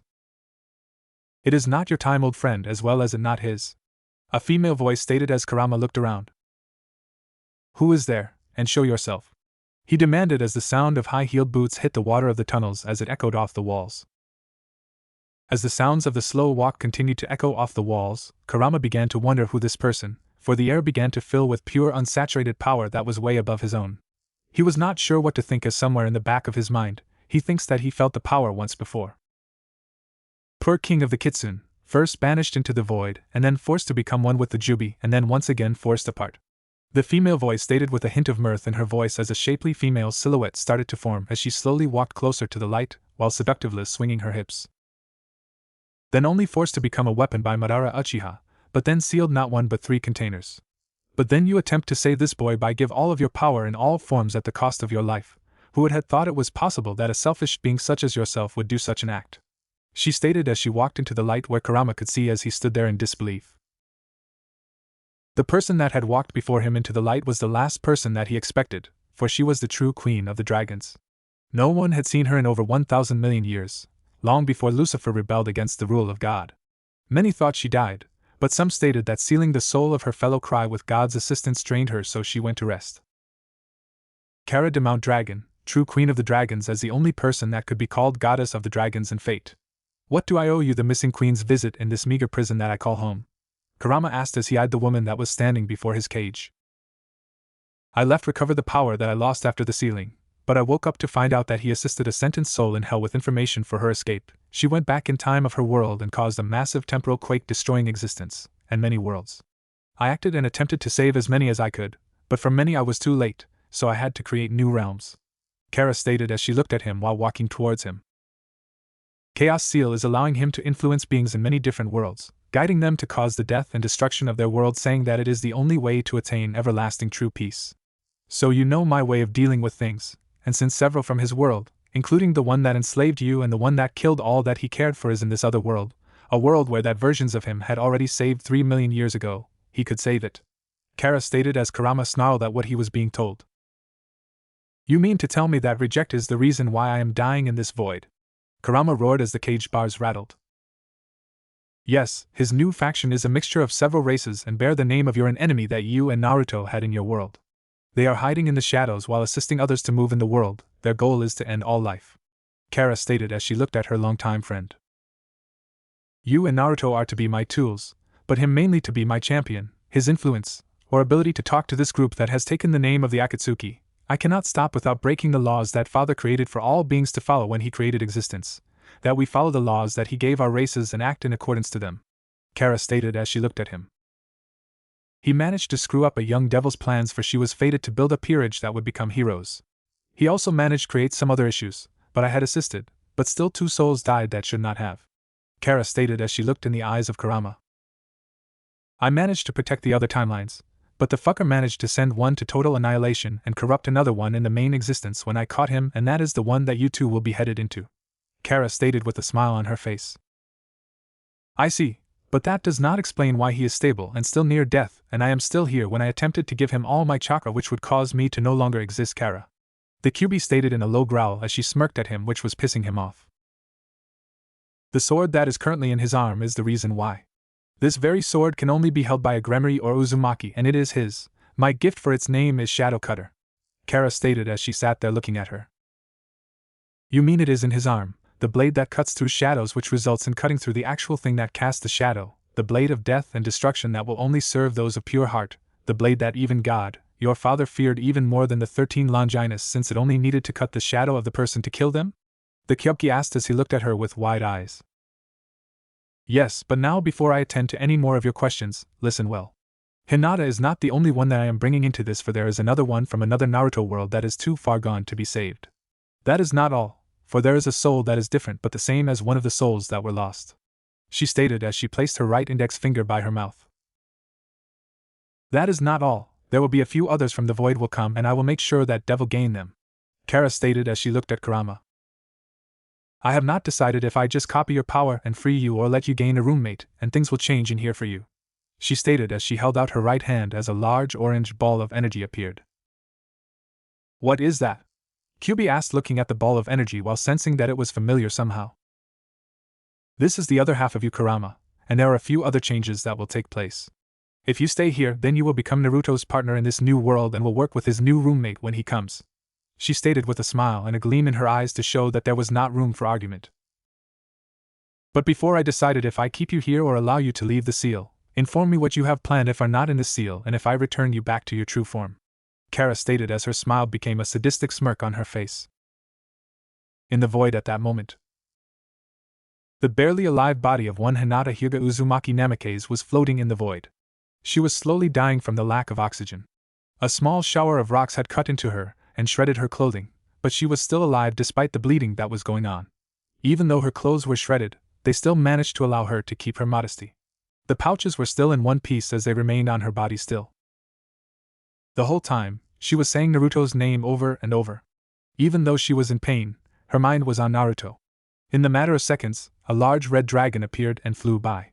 Her body landed on the dragon's right paw as he went through a rift that had formed. In Earth Realm 082622015. This world was very much like the one that Naruto was in, but the time was much different and the path was different. In this one, the invasion of Orochimaru was years ago. In this world, Naruto was not banished and like the main one remained in the leaf. In this world, Sasuke was born as a female instead of male and was named Setsuna. That was not all, for she had been in love with him from the shadows as much as Hinata did. But that is just the start of the differences. At the moment, there was a full moon which hung high in the sky, bathing the forest that existed below in its light. Far in the distance, there was rumble of thunder as lightning danced to show that there were dark storm clouds fast approaching the area as they began to cover the moon and its light. This was a forest that was deep in the land of waves. The wind howled as it whipped through the trees and leaves that were still on the branches as other danced in the air. Thunder boomed through the air as it vibrated everything that was there in the forest. The rumble of thunder slowly faded as more lightning danced through the clouds. Right after the streak of lightning streaked between the clouds, there was another boom of thunder that shook the air. This time the light from the lightning illuminated the area, which showed a humanoid figure laying on a tree limb that was half up the tree. This figure was dressed entirely in black, and due to the fact that it hugged each and every curve of the body of the wearer. Even though there was pieces of armor which was made of metal that was light, one could still see that his person was indeed a female. She was in hiding, for she knew that she might be the last if not among the few that survive of her village being destroyed. For the second time in her life, she had lost everything that she had loved, cared for, and respected. This time, though, there was no one to comfort her, no one to attempt to get into her good graces. The reason why Konohagakure currently is nothing more than ruins, just like their allies Yuzugakure at the beginning of the Third War. Who was this Anbu-dressed woman? Simple, she was none other than a 16-year-old Setsuna Uchiha Namikaze, one of the two wives of one Naruto Uzumaki Namikaze. Hinata had taken the Uzumaki name since Naruto was rebuilt both clans. She smiled as she recalled her name, for it was Naruto that kept her happy and made her happier as even before the Chunin exams, even though she did not want to admit to it back then. She smiled, for Naruto had a power to do things that no one thought was possible. Yeah, when we graduated we were nothing more than 13 years old with no experience in the real world. Setsuna thought as she recalled the day they graduated in her mind. Then the day Team 7 was formed. Even though I acted so emo all the time, I was actually happy to be on the same team with him. Setsuna stated in her mind as a smirk appeared on her face. The dobe might have been a dobe, but he was my dobe. Setsuna thought as the smile grew on her, as she recalled the times he done something stupid, but in truth she knew that was his mask. After all, her and Hinata stalked him a lot. To think, he held such a creature of pure chakra, and those fools that wanted him dead did not know that they almost turned him into a self-fulfilling prophecy. He is really strong. Setsuna thought as all things that she witnessed him go through flew through her mind, and admired the fact that he did not hate the entire village for it.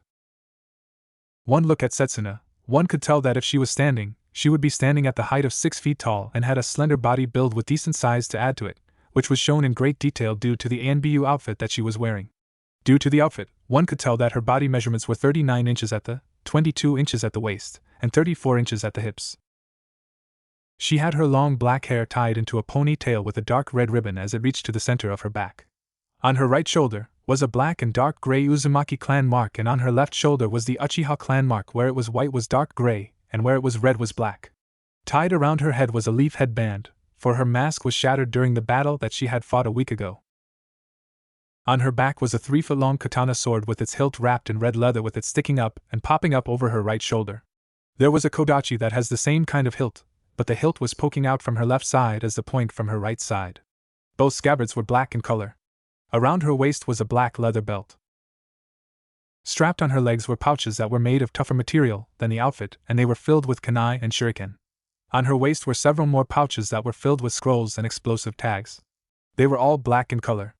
On her feet were black ANBU combat boots, as she had shin guards, wrist guards, and a flak jacket that was black as well, official ANBU issued. She was a natural beauty due to her smooth skin. She had no need for makeup.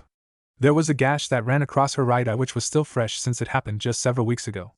At the moment she had both of her eyes closed as she took a deep breath and continued to lean against the tree. Why someone like her was in a ANBU outfit? Simple, like her Hinata had one as well, and they were issued to them by none other than Tsunade. Why? Naruto was a walking target of the Akatsuki. That was a mess in its own right. Setsuna thought as she sighed while keeping her eyes closed.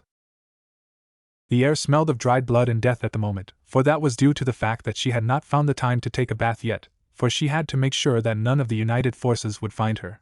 She wanted to be sure that she was safe before taking a bath, so she was remaining on alert. I recall when he almost died protecting me, but at least he managed to strike a killing blow to that snake freak that was after me. She smirked as she recalled when the bastard had a look of shock when Naruto somehow sent Biju chakra into the sword that was in his hand, which traveled into his body, burning him from soul and out. Rest of the part of the test was okay, but that was when it happened. After the second round, they discovered Orochimaru's plans, but Suna denied them all. They even opted to pull out their genin as proof. The invasion that was planned did not take place as it was meant, for only the sound ninja attacked thinking that the sand was still there. The reason why Kabuto did as he was ordered and sent the signal thinking that Orochimaru was still alive and leading them, and that the Sand Village shinobi was still on their side not knowing the truth. Most of the Sound Ninja as well their entire command structure was wiped out that day. This was due to the fact all the ninja that were in their ranks used for the attack, giving Sand a chance to make up their mistake even though it was not true. They fought alongside the Leaf and slaughtered the Sound Ninja they could find. At the time they thought they wiped out Sound, but later on they would learn that some of the Sound Ninja did escape. However, though this sparked another event. The third Hokage was thinking that it was time for him to retire. This resulted with him asking Jiraiya to find the one that he had chosen and bring her back to the village to take the mantle of Hokage. Setsuna at the time was thinking about the events that had taken place. She decided to have a talk with Hinata, since they had become stalking partners. Her concern was the fact that some of the villagers were starting to view Naruto differently. This included females which sent off warning signs to her. Only person she would not mind share Naruto with, and that was Hinata since she had seen the true Naruto while the other followed the crowd and hated him. At that moment, Naruto left the village with Jiraiya. During that time Itachi and his partner came. She was looking for Naruto when she found about that her brother had come into the village looking for Naruto. She had found out when she overheard some jonin talking about Kakashi Hatake being in a battle against Itachi and that he was after Naruto. It pissed her off when a civilian who overheard made the remark they hoped that Itachi found the demon brat and take him away. But she let it slide for now, for her Naruto was in trouble. She knew the secret about Naruto and felt sick that her brother was after Naruto for that power that he had. She had to do something even though she was not ready for him at the moment. She left the village running without getting authorization. She was fast and managed to catch up with Naruto just time to see Itachi getting ready to capture Naruto. That was when the battle erupted right then and there. The battle was harsh, for Naruto went two tails and managed to overpower Kisame Hohigaki due to the fact that former swordsman of the mist underestimated him dearly, which cost him his life. In the meantime, Itachi was tormenting his little sister. He was about to place her into Tsukuyomi. Naruto managed to strike him with a kunai charged with Biju chakra which weakened him enough that Setsuna was able to deliver a blow that allowed him to bleed out slowly. She had managed to cut his spinal cord so he was not able to move as well went into his heart. There was the reason why she did not attempt to have a relationship with Naruto earlier, and that was reason why them dying at her feet. Their dying at her feet was the one that wiped out her clan in one night. There was the one of two purpose of her life. Her second one was to rebuild her clan with a certain lovable dobe of her class. Flashback start to the day that Itachi was bleeding to death. Tsukuyomi. Itachi whispered as Setsuna ended up in the genjutsu. The sky was red and the ground was black. She looked around and then saw Itachi standing before her. She attempted to move but could not. She was scared as Itachi just stood there and smiled. My little sister grew up. I am happy that you managed to end my suffering. I guess it is time I tell you the truth of that night. Itachi stated as Setsuna looked at him, and then sighed. She sat there and listened to the story and was sad to learn that her clan was about to become traitors. She learned much and was not happy at all. To say that Setsuna was pissed was an understatement. Then he told her about the truth of their eyes and the abilities that she now had. She smirked, she now had power but still wondered what to do with it. So sister, have you chosen someone to rebuild the clan with or you decided now to not to? Itachi asked as Setsuna smirked at him. The Uchiha is cursed, but I have chosen to merge them with two other clans. There is this girl from the Hyuga clan that is interested into the same person that I am and I figure that he is the chosen one. He needs 2 wives to rebuild his clan. Setsuna stated as Itachi looked at her and smiled for she is already changing a few things in the clan. Really, and what clan is he from little sister? Itachi asked as she smirked. Your target, the one that he been trying to protect from those bastards that want the fox. Setsuna asked as Itachi's eyes widened and then smirked. That is acceptable and I approve. Make my sacrifice worth it, and do not hate the village. Itachi stated as Setsuna looked at him. It is Danzo that I need to get, but I will be careful and protect the Leaf brother. Setsuna stated as Itachi smiled. Good. Take my eyes for yourself for this is just the beginning. You will become blind in time with the new form, but with my eyes implanted you will be alright. You only can trust Kakashi and the Hokage as well Jiraiya for they are on your side against the council. Itachi stated as they returned to the real world and then he coughed up some blood as she looked at him, and then at Naruto. Naruto, you have a mission to complete. You and Jiraiya go on, for I will deal with this. But you must understand that you, me and Hinata needs to have a long talk when you return do. Setsuna stated in a firm voice. But Naruto was saying when Jiraiya grabbed him and started to pull him away. Leave them alone kid, for there are times that a girl needs to be alone," he stated as he pulled Naruto out of the hallway and passing the desk paying for the damage that was caused by the battle. She stood there for she had learned a lot. She learned that Danzo along with the Shinobi Advisor Council went behind the third Hokage's back and ordered the death of her clan due to the fact that they were planning to attempt to overthrow the Hokage. That was not all, she learned that it was Danzo that ordered his root to kill anyone that Itachi did not. Why? For he knew that Itachi not going to kill children or those that were not part of it. It would seem that Danzo wanted her clan wiped out. She also learned that the only reason why she was still alive was due to the fact that he got to her first, and other shinobi sensing something was wrong were on their way which gave Root not enough time to kill her. She then learned that like Naruto, she was under the protection of the third Hokage which is why she was still alive. She was also told where he had hidden the evidence that could implicate both the Shinobi Advisor Board and Danzo. She was then told that there was evidence to implicate Danzo of other activities that would make him a traitor to both the village as well the Fire Nation. That irked her, for she hated traitors with a passion. She would have acted, but she figured that at the moment the situation with Naruto was more important. Not only that, something told her that it was not the time to act. It was not like Danzo was going anywhere, not when he wanted to become Hokage by any means necessary. So she decided that both her and Hinata needed to talk and might need to act before the other girls make a move since he proved that he was actually quite skilled after it was confirmed by her that he killed Orochimaru. Yes, she was happy that Naruto was starting to prove his worth, but at the same time she was not happy. Before no one but her and Hinata knew the truth and could wait until time to act to claim him. But now that he's starting to show how strong he's really and that he was not a fox in human form. That was just the icing on the cake, for she also knew other things about Naruto that she only shared with Hinata. Setsuna found records of his clan in her clan's records and was not happy that the fuckers on the civilian council wiped their existence from the school books. Yes, make sure that the harpy stayed away from her Naruto-kun, get back at the council for attempting to get into her family. Find justice for Naruto and his clan since she considered it a dishonor on what they did. Then go for Danzo and the Shinobi Advisor Board. Those were her list of things to be done. So with that, it was clear that both of them indeed needed to act. They needed to protect Naruto from those greedy bastards on the civilian council, the same ones that attempted to have their sons worm their way into her clan through her.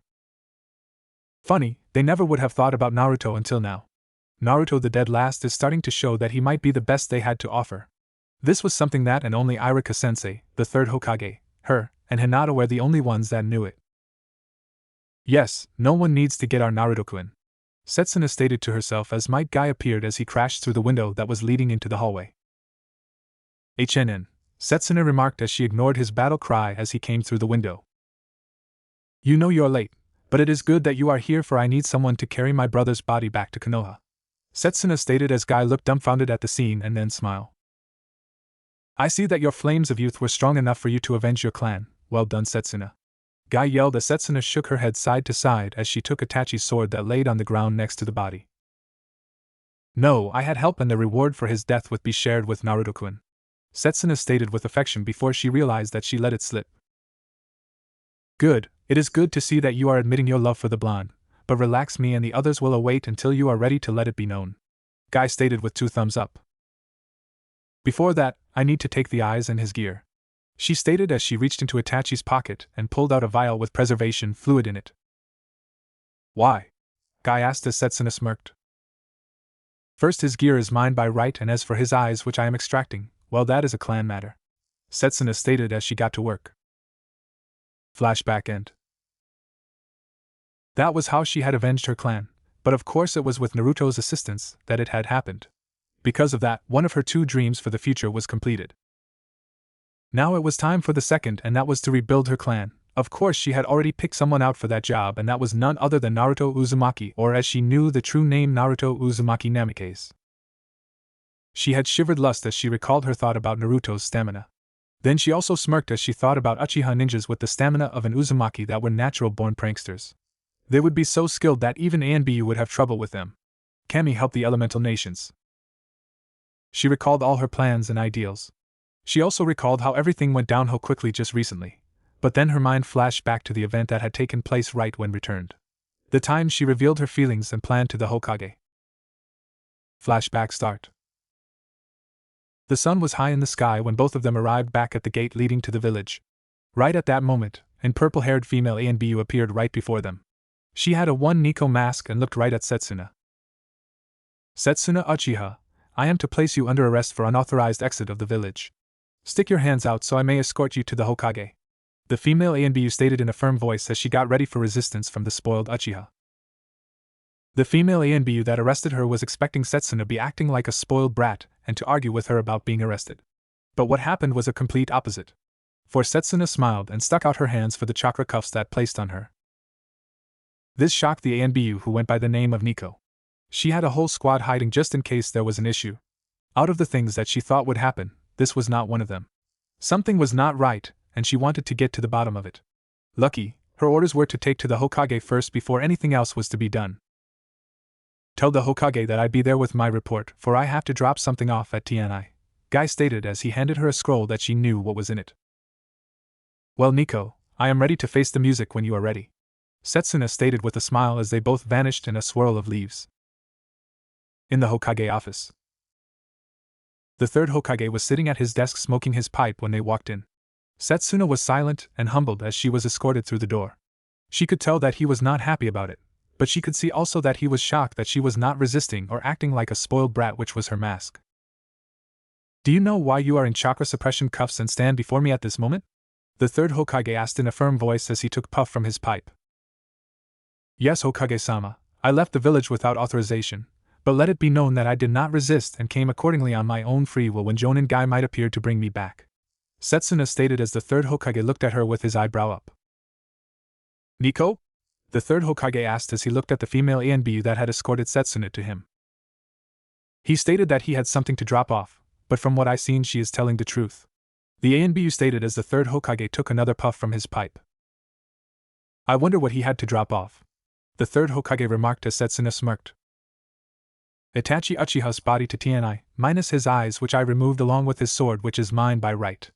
Of course I have them in this scroll and due to clan secret act in the village charter, I will not grant them to you, Setsuna stated as he looked at her wide-eyed. I see, you left without authorization to avenge your clan, which you did, the third Hokage remarked as she smirked back. No, I left for another reason, Hokage-sama, Setsuna stated as he looked at her funny. Really, as I recall that was all that you had talked about doing. If that was not the reason, then why did you leave the village without authorization to do so? The third Hokage stated with interest. Itachi took so much from me last time, but I could not let him take Naruto from me since I chose him to rebuild my clan with, Setsuna stated with blush as the third Hokage just sat there with his eyes wide and dropped his pipe. Oh my god, Kami, help us, Nico replied as she recalled all the pranks that Naruto pulled off and shuddered when she thought little versions of Naruto running around wielding the Sharingan, which also caused the third Hokage as well to shudder at the thought as visions of such children appeared in his mind. Thank Kami, I am retiring again, but damn, are you trying to destroy the village by doing that? The third Hokage remarked as a joke as she looked at him with a straight face. After all, the civilian fuckers did him all his life because he had the fox in his gut, might as well, she remarked as the third Hokage face faulted along with Nico as the others ANBU that was hidden in the shadows of the office fell to the ground from their hiding places in disbelief. So this how he felt when he pulled out pranks, Setsuna thought as a smirk appeared on her face as she fought the urge to laugh. Oh, the third Hokage was asking, she smirked.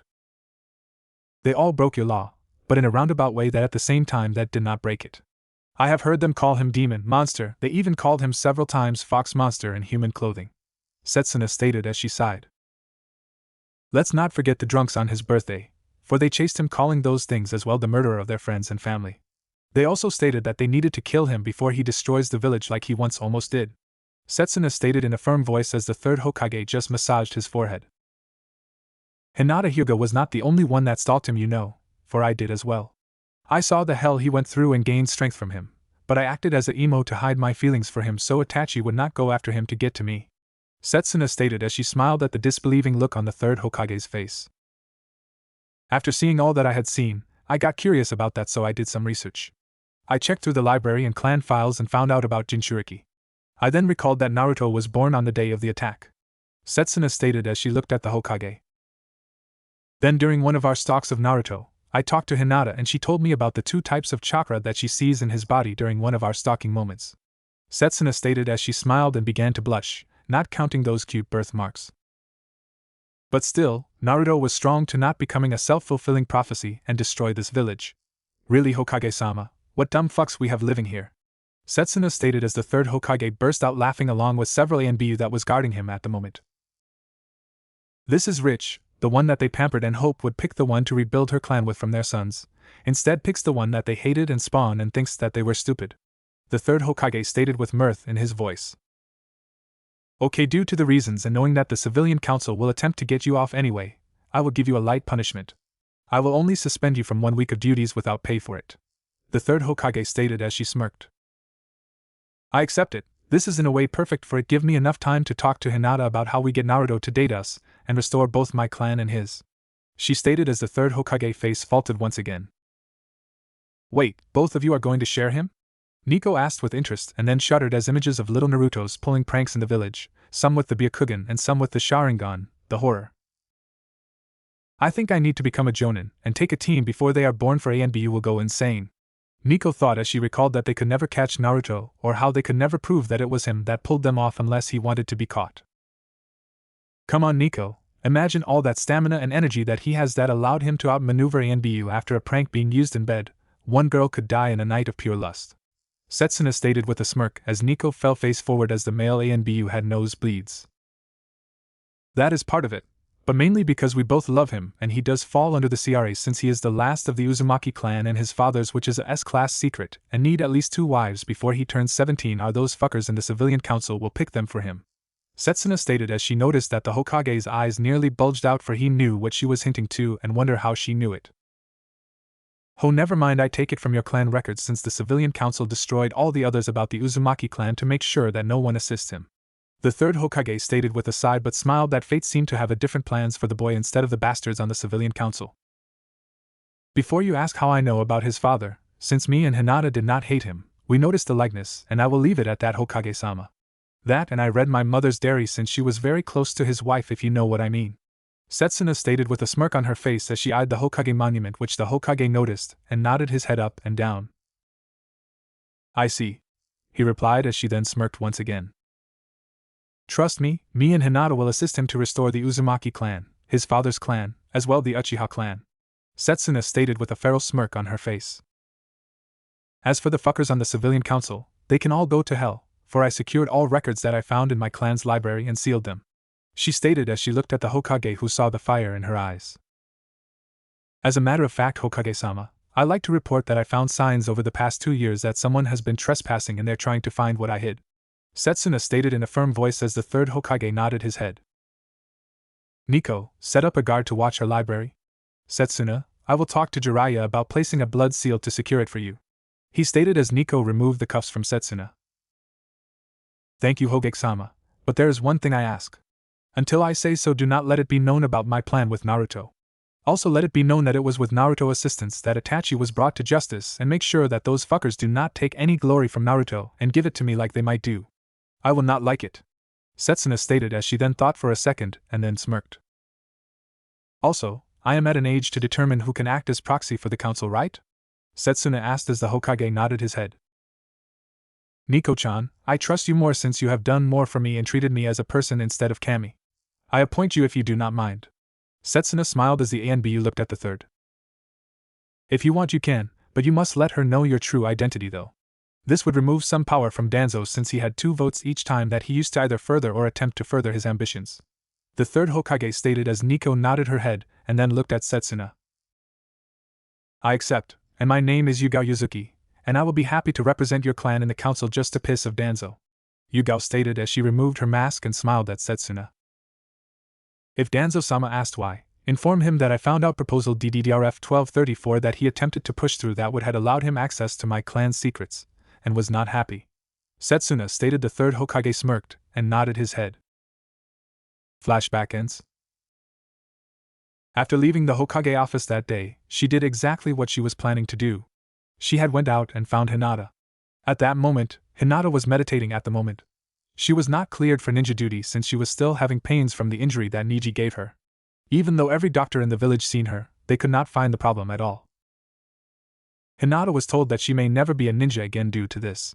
Pain was one thing, but when she attempted to do work after being released, she bent over and coughed up blood. Something was not right, but Hinata had faith that someone would change one day. So when Setsuna arrived, Hinata did not mind the company. That was when Setsuna decided that it was time for their talk, one that needed to happen right there and then. After telling her what happened, she then told Hinata what she noticed a few things among the civilian population. She then explained to her about what will happen when word gets out that Naruto assisted her in killing her brother. To say that Hinata was pissed was an understatement. She was not entirely thrilled about Setsuna liking Naruto as well, but she dealt with it since like her she knew the truth about him. Not only that, she also assisted on filling in some blanks about him as well. But this was not acceptable. Those that scorned him wanting to have his babies, no, that will not do at all. They had their chance and they blew it. No, due to that they will not pass their inspection, for the way to Naruto's love life is through them. When Setsuna told her about her plan, Hinata had to think about it for a few minutes. It was then that she agreed on two things. First, they would share Naruto, and if anyone else comes along, they would clear them before allow them to join them in their love. Both said at the same time that it will not be anyone from this village for sure. The second, they needed to act, for news about Naruto's assistance in killing Itachi will start a fangirl base for him, which both did not like one bit. So they would act when he returned, for they both swore that they'd be damned if any of the harpies got their hooks into their Naruto. The next day, she learned that Hinata went to her father and talked to him. She informed him about the truths that her and Setsuna knew and what their plan was. She was shocked to learn that her father approved of her falling for Naruto and told her about a contract that was signed between his parents and her mother, as well him for her to marry him. He was not happy about an Uchiha being in the deal, but he understood that with the Sharingan and Byakugan those two could protect the blonde from the harpies that were starting to lurk at the boy. He was sick and tired of the civilians attempted to gain the Uchiha clan fortune for their own gain. According to Hinata, she witnessed her father shivered at the ideal of fangirls at all. We surprised him when we told that we know of the fox for Naruto was Naruto. Setsuna thought at the memory. When Naruto returned with Sumida, both Hinata and Setsuna meet them and followed Tsunade that day. Well, when Naruto brought her to heal Kakashi and to do a check on Hinata, Setsuna acted. Flashback starts. Tsunade had done a medical scan on Hinata and was not happy. She was pissed about the current standards of the hospital, so she at once began to plan on how to change things while repairing all the damages that they had missed either due to lack of skills or on purpose. An investigation was going to take place once she was in office. Okay, it would seem that beside those injuries that I found that they miss, you are in perfect health now, Hinata. Tsunade stated as the green glow vanished from her hands as she smiled at Naruto, for he insisted that she check on the girl, which was good for they were sloppy with healing her. Shizen, tell the Hyuga clan head that I want to talk to him tomorrow, as well bring me the files on all doctors in this hospital, for I refuse to believe that things are bad enough that they were that sloppy with their skills and treatment. Tsunade stated as the black-haired younger woman that was with them nodded her head. Naruto, Setsuna stated as Naruto turned his head and looked at her. Yeah, what do you need, Setsuna? Naruto asked as Tsunade looked at the scene that was unfolding right beside her from the corner of her eye. Well, I need to talk to you along with Hinata right now. Can you follow us? Setsuna asked as Naruto nodded his head up and down as they walked to roof of the hospital. Naruto, me and Hinata has been in love with you since the academy days. We were content just watching you from the shadows, but recently we learned that you are starting to gain fangirls and we cannot and will not allow them to have you. Setsuna stated as Naruto just looked at them both but mainly at Setsuna. I knew Hinata had feelings for me. Naruto stated as he then looked at Hinata. I ignored them due to the hate for me in this village and did not want her subjected to them. But you having them, I always thought that you hated my guts. Naruto replied back as Setsuna just smirked. I had to make you think that, for I thought Itachi would go after you if he found out, but what good did that do, right? Setsuna replied as she looked sheepish at the ground that they were standing on right now. Yeah, right, but what are Naruto was asking when Hinata huffed and interrupted him. Me and Setsuna know that you are not that stupid, Naruto, but to explain it out to you so you know that we know what we are saying will work. Me and Setsuna want to become your girlfriends, just us until marriage, then if more comes, we will be ones to inspect them. Hinata stated as Naruto just stood there with his mouth open, then a thought came to him. What about your, Naruto was asking as Setsuna smirked. No need to worry, for father agreed that it will take both me and Setsuna to keep you in line and those fangirls from you. Hinata stated in a firm tone as Naruto's face went blank as he stared at them. Sorry, Naruto was staying when Setsuna interrupted him. Naruto, do you not dare think of it. For we know about that fuzzball that is your gut, and do not care about it, for it is not you, and those fucking retarded civilians can burn in hell before we allow their daughters come near you after all they did to you. Setsuna spat with venom in her voice as Hinata nodded her head as she folded her arms as Naruto just stood there for a second. As a matter of fact, no bitch that had mistreated you, even that pink-haired whore, will be allowed to get near you. Setsuna added to as Hinata nodded her head to that as well.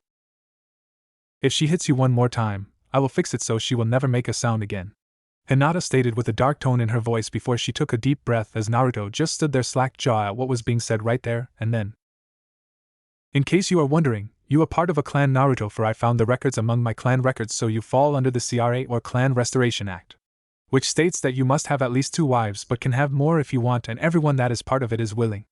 Hinata stated as Naruto just stood there looking, then looked down at the ground in sadness. I see, but I cannot accept you too, for I am targeted by those that your brother was working for. They will target you and anyone else here just to get to me. I cannot, Naruto was saying as both Hinata and Setsuna punched his daylights out and then looked at him with a firm look. Forget asking, Setsuna, I think we have to force this on him. He thinks that he is protecting us by not allow us to be close to him. Hinata stated as Naruto just laid there listening to them. You're right, Hinata. I forget that there are times that he could be such an baka. Setsuna stated as Naruto slowly began to black out but could still hear them talking. That hit Naruto was for being stupid, Naruto. Hinata stated as Setsuna nodded her head up and down, which Naruto saw as he slowly began to black out. Sorry, but you have not choice in the matter, for no one, you are our man and we are your women dope. Setsuna remarked as Hinata huffed as darkness claimed him. I agree. Hinata stated as Naruto completely blacked out but heard the final words before being out cold, which was when Jiraiya appeared and saw a knocked out Naruto and 2 pissed off females. What did I walked into? Jiraiya asked as Tsunade walked out of the door. Take him and train him as we agreed, for he just got educated, that is all. Also tell him that he has no choice in what they talked about. Tell him that I order him as Hokage to accept their offer, for they will not back down, she stated with a smirk on her face. Also tell him about his clan and what the civilian council might do to take what belongs to him by right, and by accepting these 2 he is protected. Tsunade stated as Setsuna and Hinata looked at her with a dark look on their faces. Lady Tsunade, what would they attempt to do to Naruto-kun? Setsuna asked in a dark voice. Yes, Lady Tsunade, what would those bastards attempt to do to our Naruto-kun? Hinata stated in a low and dark voice that sent chills down even Tsunade's spine. The girl that they hook him up with will take everything that he owns and then divorce him. Tsunade stated as both Hinata and Setsuna growled and then looked up at her. Over. Hinata stated in a dark voice. There. Setsuna stated in dark voice. Dead bodies. Both of them stated as the same time as Tsunade smiled at them. These girls did love Naruto. Holy shit, no one but 2 mini Kushina's kid. I do not know if I should feel sorry for you or proud. Jiraiya thought as he looked at both of them as he recalled the times that Kushina was angry.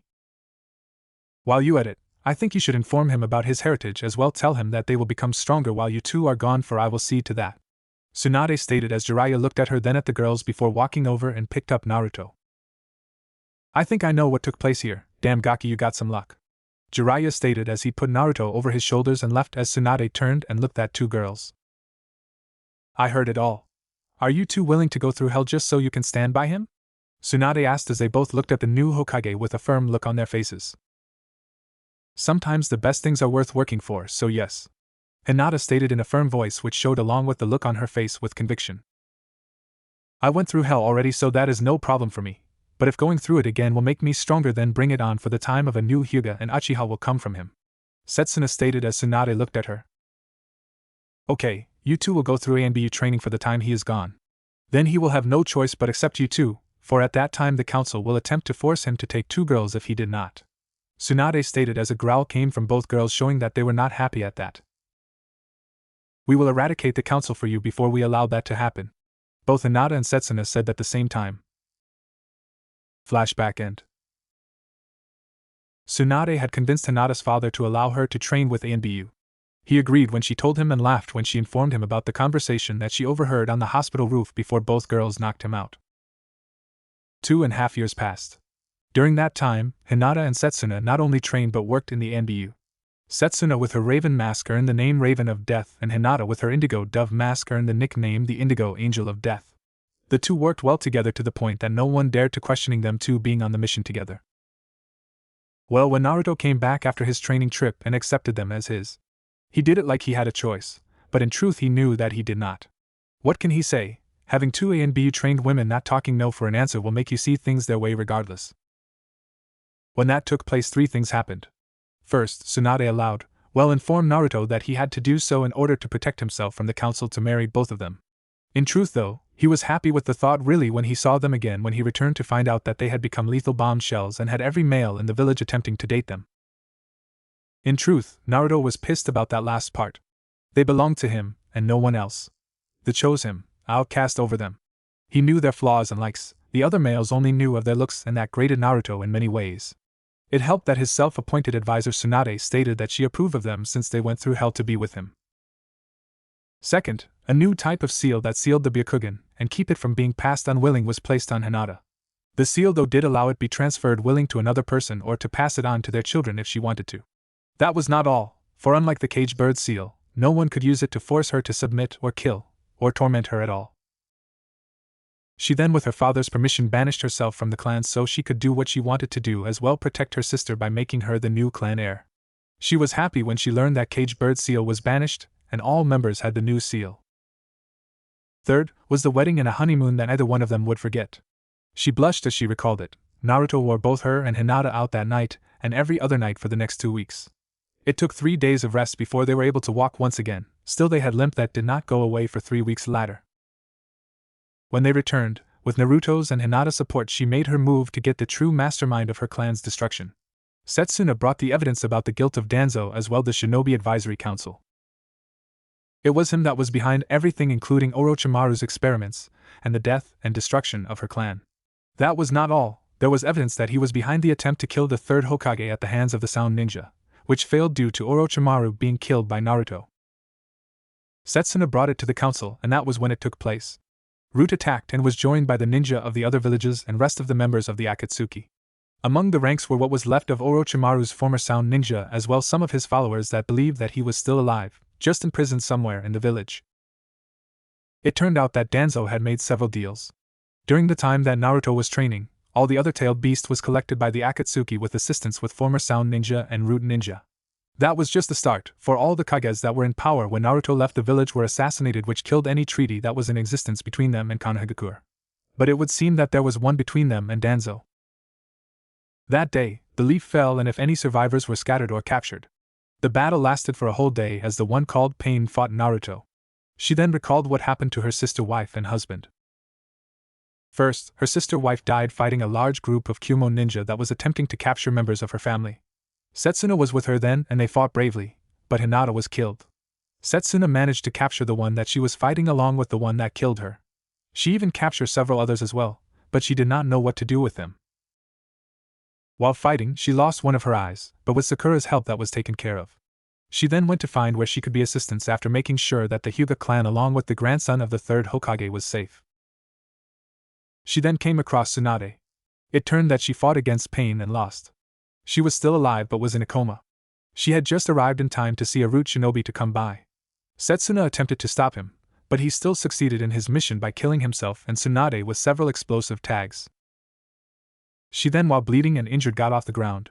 She then looked to see where Naruto was fighting. He was fighting the Reikage, Mizukage, Tsuchikage, and Kazekage along with the Pain in the form of 5 bodies. Naruto managed to hold his own and defeated all but one of the Pains. The Kages were out cold as she stood there watching the battle.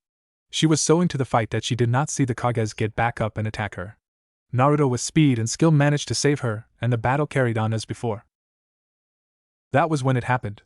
The Kages, discovering that Naruto was too strong, decided that taking him alive was not an option.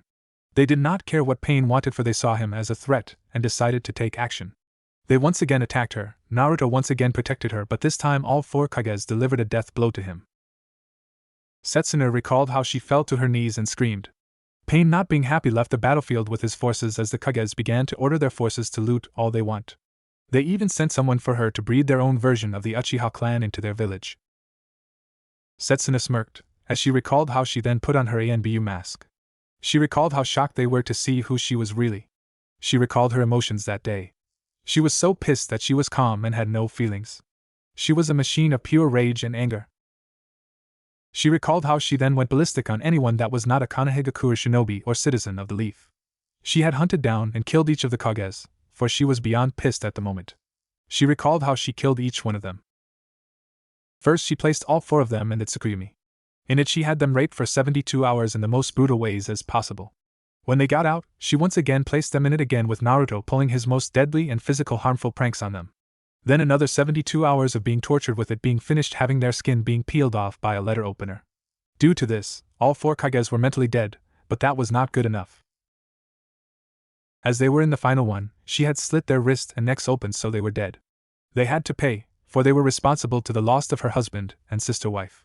Their lives were worthless, but at least they did not live any longer, breathing the same air that she was.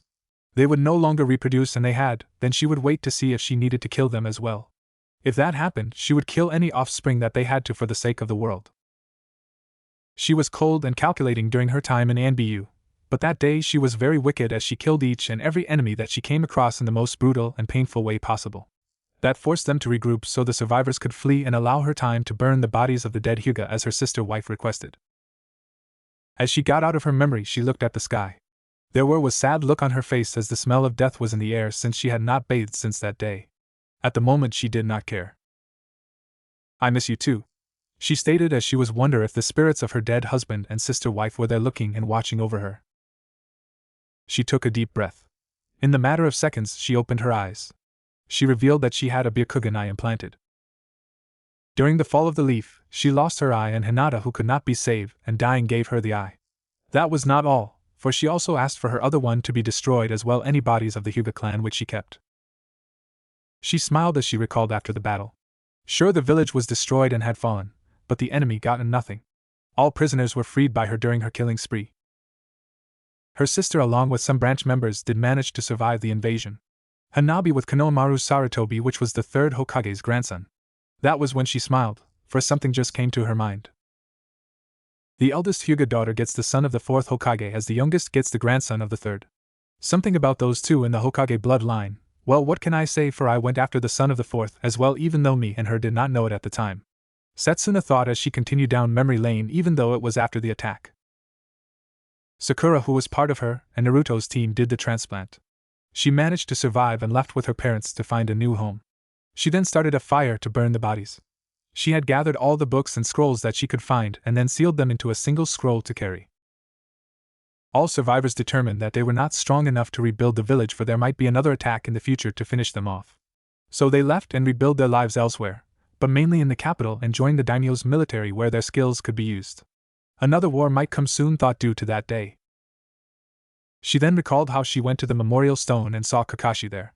He had not left yet, and was not sure if he was going to. He had lost all purpose in life. She recalled how she thanked Kakashi for he had taught her. She then burned the names of all those that fell during the battle, regardless if they civilian or ninja, with her lightning chakra into the memorial stone. She then did something that she would never do if the village was around. She cried her eyes out as Kakashi stood there with her. The next day, he left, deciding to join others in the capital. She stated that she was not sure but might join later on after having some time to herself to mourn the loss of her husband and sister-wife. She then looked at the Hokage monument, which was not touched. She did something that she never thought that she would do. For when she was done, there next to Tsunade's face on the Hokage monument, she had used Earth Jutsu and made Naruto's face on it. She then had the following words under the Yuzugakure and Kanehigakure symbols that was right past it.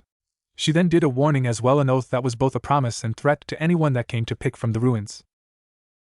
The leaf are scattered and the whirlpool is disrupted but not gone. Both are still strong and the will of fire still burns bright.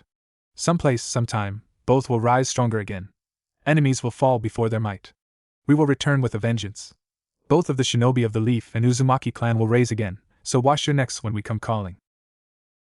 I do not know what got me to do that, Setsuna thought as she sighed as she recalled the semen sampled that she had collected from Naruto's body that day.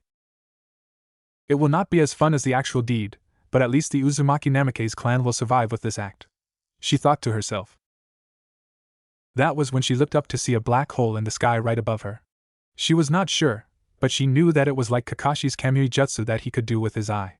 That was alarming, since only the one that are still alive is the one that called himself Madara, or her as well Kakashi, but she seen him fall yesterday before she could save him. Before she could act, the vacuum that was created by the hole sucked her into it. That was when hundreds of streaks of lightning began to dance in the sky non-stop as the earth shook. History, since in this one, Naruto lived his life just like in the anime series with the same outcome. In this world, Naruto was not banished and became the hero that he was meant to be. He even became the 7th Hokage and married Hinata Hyuga and fathered a son and daughter with her. Before he died, he even took on several other beings that acted like they were gods and attempted to have their way with those that were his friends, family, and members of his village. Naruto though died, and several hundred generations later so did the peace that he created. During all this, where was biblical God? He was asleep with his angels recovering from the civil war that they had fought. Where were the devils, recovering after being changed from angels into devils, so they were asleep as well? It was during this time that other beings from other dimensions came and set up shop. They started to become gods after finding a way to receive power from being worshipped by the humans of the world. Their actions continued to change the world until the knowledge of chakra and jutsus was lost through the many religious wars that erupted since then. Some of the knowledge from Naruto's time though still managed to survive though, but not all. Then came the yokel, for they started to set up shop as well. In some cases, they became guardians and gods/goddess as well. It was at this time that biblical God and his angels woke up from their long sleep. The same was with Lucifer and his devils. Biblical God then noticed that some of his angels had wings that were black in color and more crow-like instead of the dove-like and the color white. After many years of looking into it, he discovered that they had fallen out of his grace. Instead of doing the same thing that he did to Lucifer and those that followed him, he just casted them out of heaven. While the fallen angels looked for a new home, biblical God was not happy at all with what he seen of the world. At once he demanded the beings that came in and became gods, goddess as well the yokel to leave. The yokel that became guardians though managed to make a deal. The yokel that became known as gods and goddess and the other beings refused to give up what they had gained. This sparked the Second Great Holy War. Lucifer and the devil race though stayed out of it. The fallen angels, even though they were not in biblical God's grace, assisted the angels in their war against the other beings, even though the angels attacked them as well. While this was going on, Lucifer and his devils found out how to gain strength and power with the assistance of the human race. They discovered that they create a contract with them and grant them their desires, then they gained power. Lucifer, who still wanted to rule heaven, acted. He ordered them to sneak into the mortal world or realm and make such contracts, but attempt to stay out of the war. During this time, the fallen angels and other gods used their followers to assist in their war against each other. It was at the end of the 3,000-year war that biblical God noticed what was going on again. But this time, he decided to allow it, for it was the perfect test for the human race. He allowed the devils to make their contracts, but the fallen angels, looking for a way to get back into grace with biblical God, continued to assault them, and even go as far to invade the underworld that was given to the devils by biblical God. Lucifer still wanted war and decided to make plans for one. He first rapped and then killed the angel ambassador as a war-supporting fallen angel attacked biblical God. A devil also attempted to kill the leader of Gregory, who was none other than Azazel. This had the result that was desired, a third great war. The war was brutal, but at the time there was a new faction of devils that were getting sick and tired of the way that Lucifer and his 3 generals was doing things. They started to rebel against the Mao faction. It was during this time that Longinus Gremory was captured, but no one knew what happened to her. During the last great battle between the angels, fallen angels, and devils, 2 dragons that were very powerful fighting each other appeared on the battlefield. During their battle, they attacked everyone else as well. It was during this time that all the factions put their current hatred on hold and joined forces against Drake and Albion, who were so into their battle that they never saw the others as a threat. The battle was long, but in the end both dragons were defeated and cut up. God then sealed them into sacred gears. It was this time that the war continued, but the rebels joined in their attempt to overthrow a weakened Lucifer and his generals along with their supporters. The war lasted many years, but then it happened. God and Lucifer managed to kill each other while Lucifer's generals were taken down by the rebels' forces that currently control the devils. There was much lost in the Great War, for more than half of the 72 pillars as well as a majority of the armies of devils that served the high-class devil clans of the 72 pillars were wiped out. However, though, not all is peaceful, for a group of the descendants of the 4 great Satans intended to carry on their legacy by gathering the strong supporters of the original 4 great Satans and finish what they started, the Great War. Their intention, however, were opposed by a certain group of devils, the anti-Satan faction, who wanted to ensure the survival of the devils as a species, thus disapproving of the continuation of the Great War. This dissension eventually caused a civil war to break out between the devils, which ultimately led to the defeat of the original Satan's descendants. Following the defeat of the descendants, who were forced to retreat to the back part of the underworld, their names became titles for the new rulers of the devils, while the original Satans became known as the old Satans. The 4 strongest of the rebels were chosen to take their place, but this time all 4 will have equal in power. In order to keep favoritism from taking place, these four had to give their position as well clan name, and take the name of the position that they are given as their new name. Longinus Gremory of the Gremory clan took the place of Lucifer and became Longinus Lucifer. Seraphal Citri of the Citri clan took the position of General Leviathan and became the second great Satan Seraphal Leviathan. Ajuka Astaroth of the Astaroth clan took the position of General Beelzebub and became the third great Satan Ajuka Beelzebub. Finally, Falbium Glaciolabilas of the Glaciolabilas clan took the General Asmodeus and became known the fourth great Satan Falbium Asmodeus. Due to the fact that God died, it was decided that it should be kept secret. Even though there was not treaty formed between the three factions, it was agreed to attempt to keep a form of peace between each other. Even though they were not part of the war and managed to remain out of it, it agreed that the yokel should have stake as well, which the yokel eagerly agreed. Once seeing how things were, one could see that the devils were the hardest hit among the factions in terms of loss of life. In order to deal with this, since due to pride and several other reasons, a system was created that allowed new devils to be created. This system was forged with the rules and ideals of chess, and the pieces are known as evil pieces. This allows that devil to increase their ranks by reincarnating other beings into devils. The evil pieces and the system was created by a devil named Ajuka Beelzebub to help replenish the number of devils. He was one of the four great Satans, which was why his name was Beelzebub even though he was not born with it. While many of the devils accepted and were able to adapt to the new system and the usage of evil pieces, there were some that straight out rejected the system as well the usage of them. They believed that it was a disgrace to the race. They did not think that it would good to reincarnate humans or any other races into devils. The creation of the evil pieces system eventually led to the creation of the rating game. The evil piece system has chess pieces, that area also known as devil's pieces. There are a total of 16 pieces, which is the same in chess. They are given to upper-class devils regardless if they were born or rose to that rank. When it is said that they are given to upper-class devils, it also means pure-blood devils that had come to the age of 13 years old.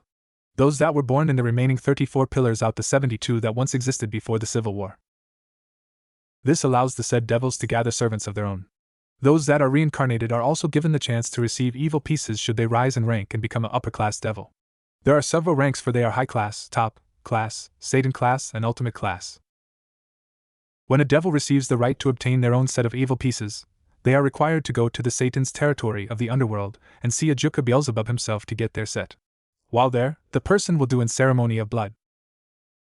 During the ceremony, the soon-to-be king will add blood to a monument. At that moment, a king piece is created and sent into the devil that is doing the ceremony. On the altar that is around the monument, the other pieces of their set appears before them to grab and use to build their peerage. Now that the king has their set, they are still part of the peerage of the devil that was their master if they were part of one. The original piece that was in them is still there, and through that, it grants their master the right to request usage of that devil's peerage since the original piece still exists.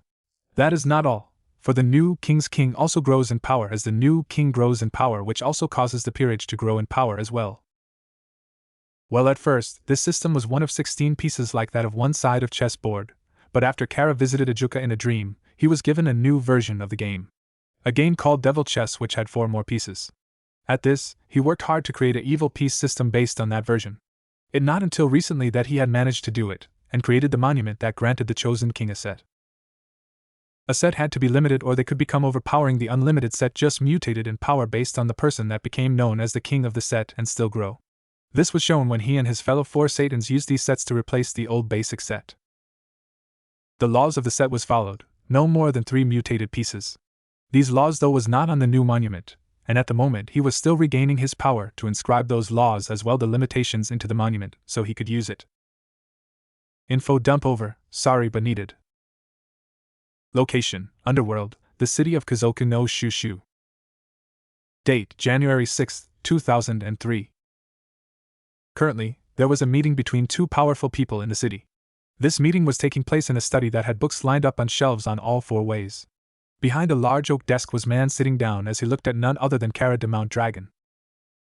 As for the man, he had light green hair that was cut short. He also had a medium body build. He was looking at the woman that had just appeared out of thin air with his blue eyes. Kara, I only meet you once, and that was in the dream where you introduced me to Devil Chess and convinced me to create a new evil piece system. I take it that there is a reason why you are now in my study?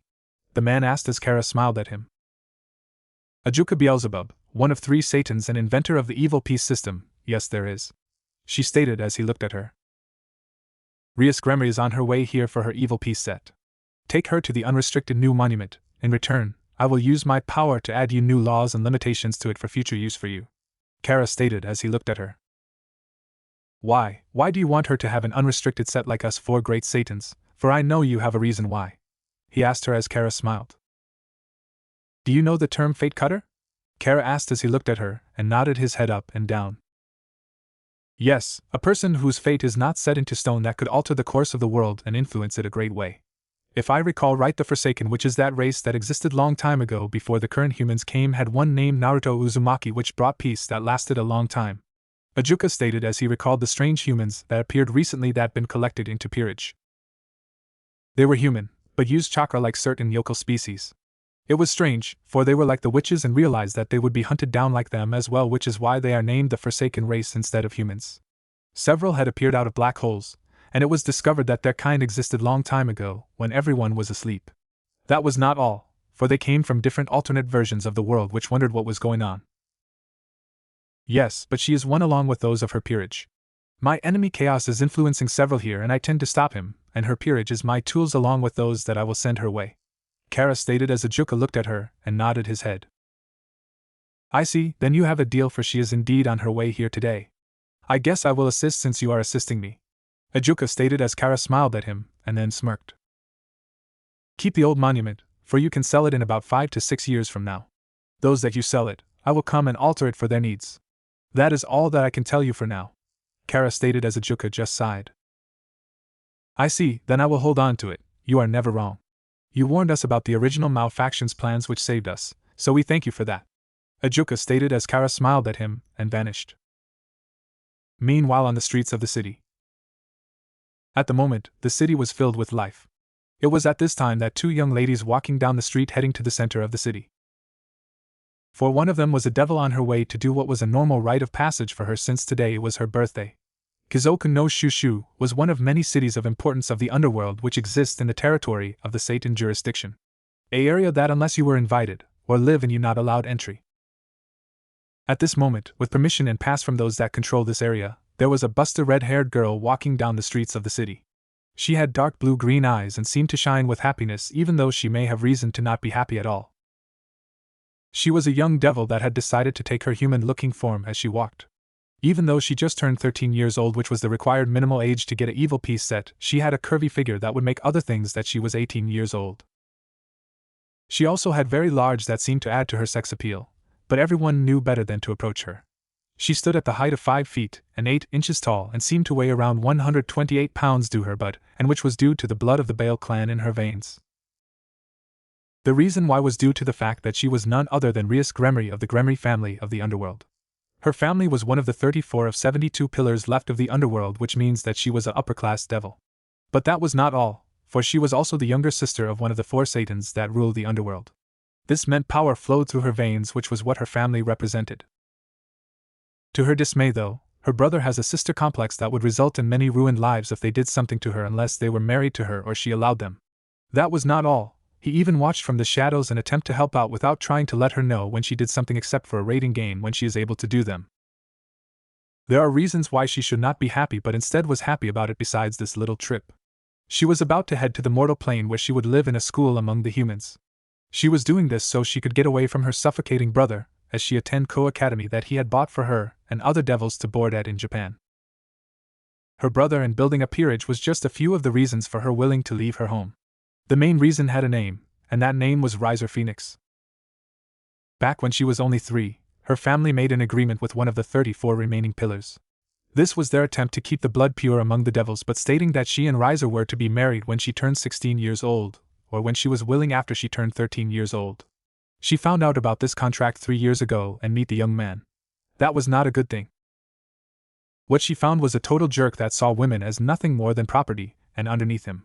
Their happiness was not his concern, and he also only cared about looks and figures while not caring about the actual person. Granted, he liked what he saw when he met her, for she was well developed even back then, but she did not like him nor saw him as a possible mate in the future due to his actions and beliefs. There were rumors that all but one of Bishop's, which was his sister, were sleeping him since he ordered them to. That was not all, for rumors also stated that if someone was willing to owe him a favor or pay, he would order the member of his peerage that caught their eye to do sexual favors for them. That was not confirmed, but Rias would not doubt it based on his actions towards her. She did not like this one bit. Due to devil laws, if she married him, her peerage would be under his control as well unless it is a rating game between them two, which was rare.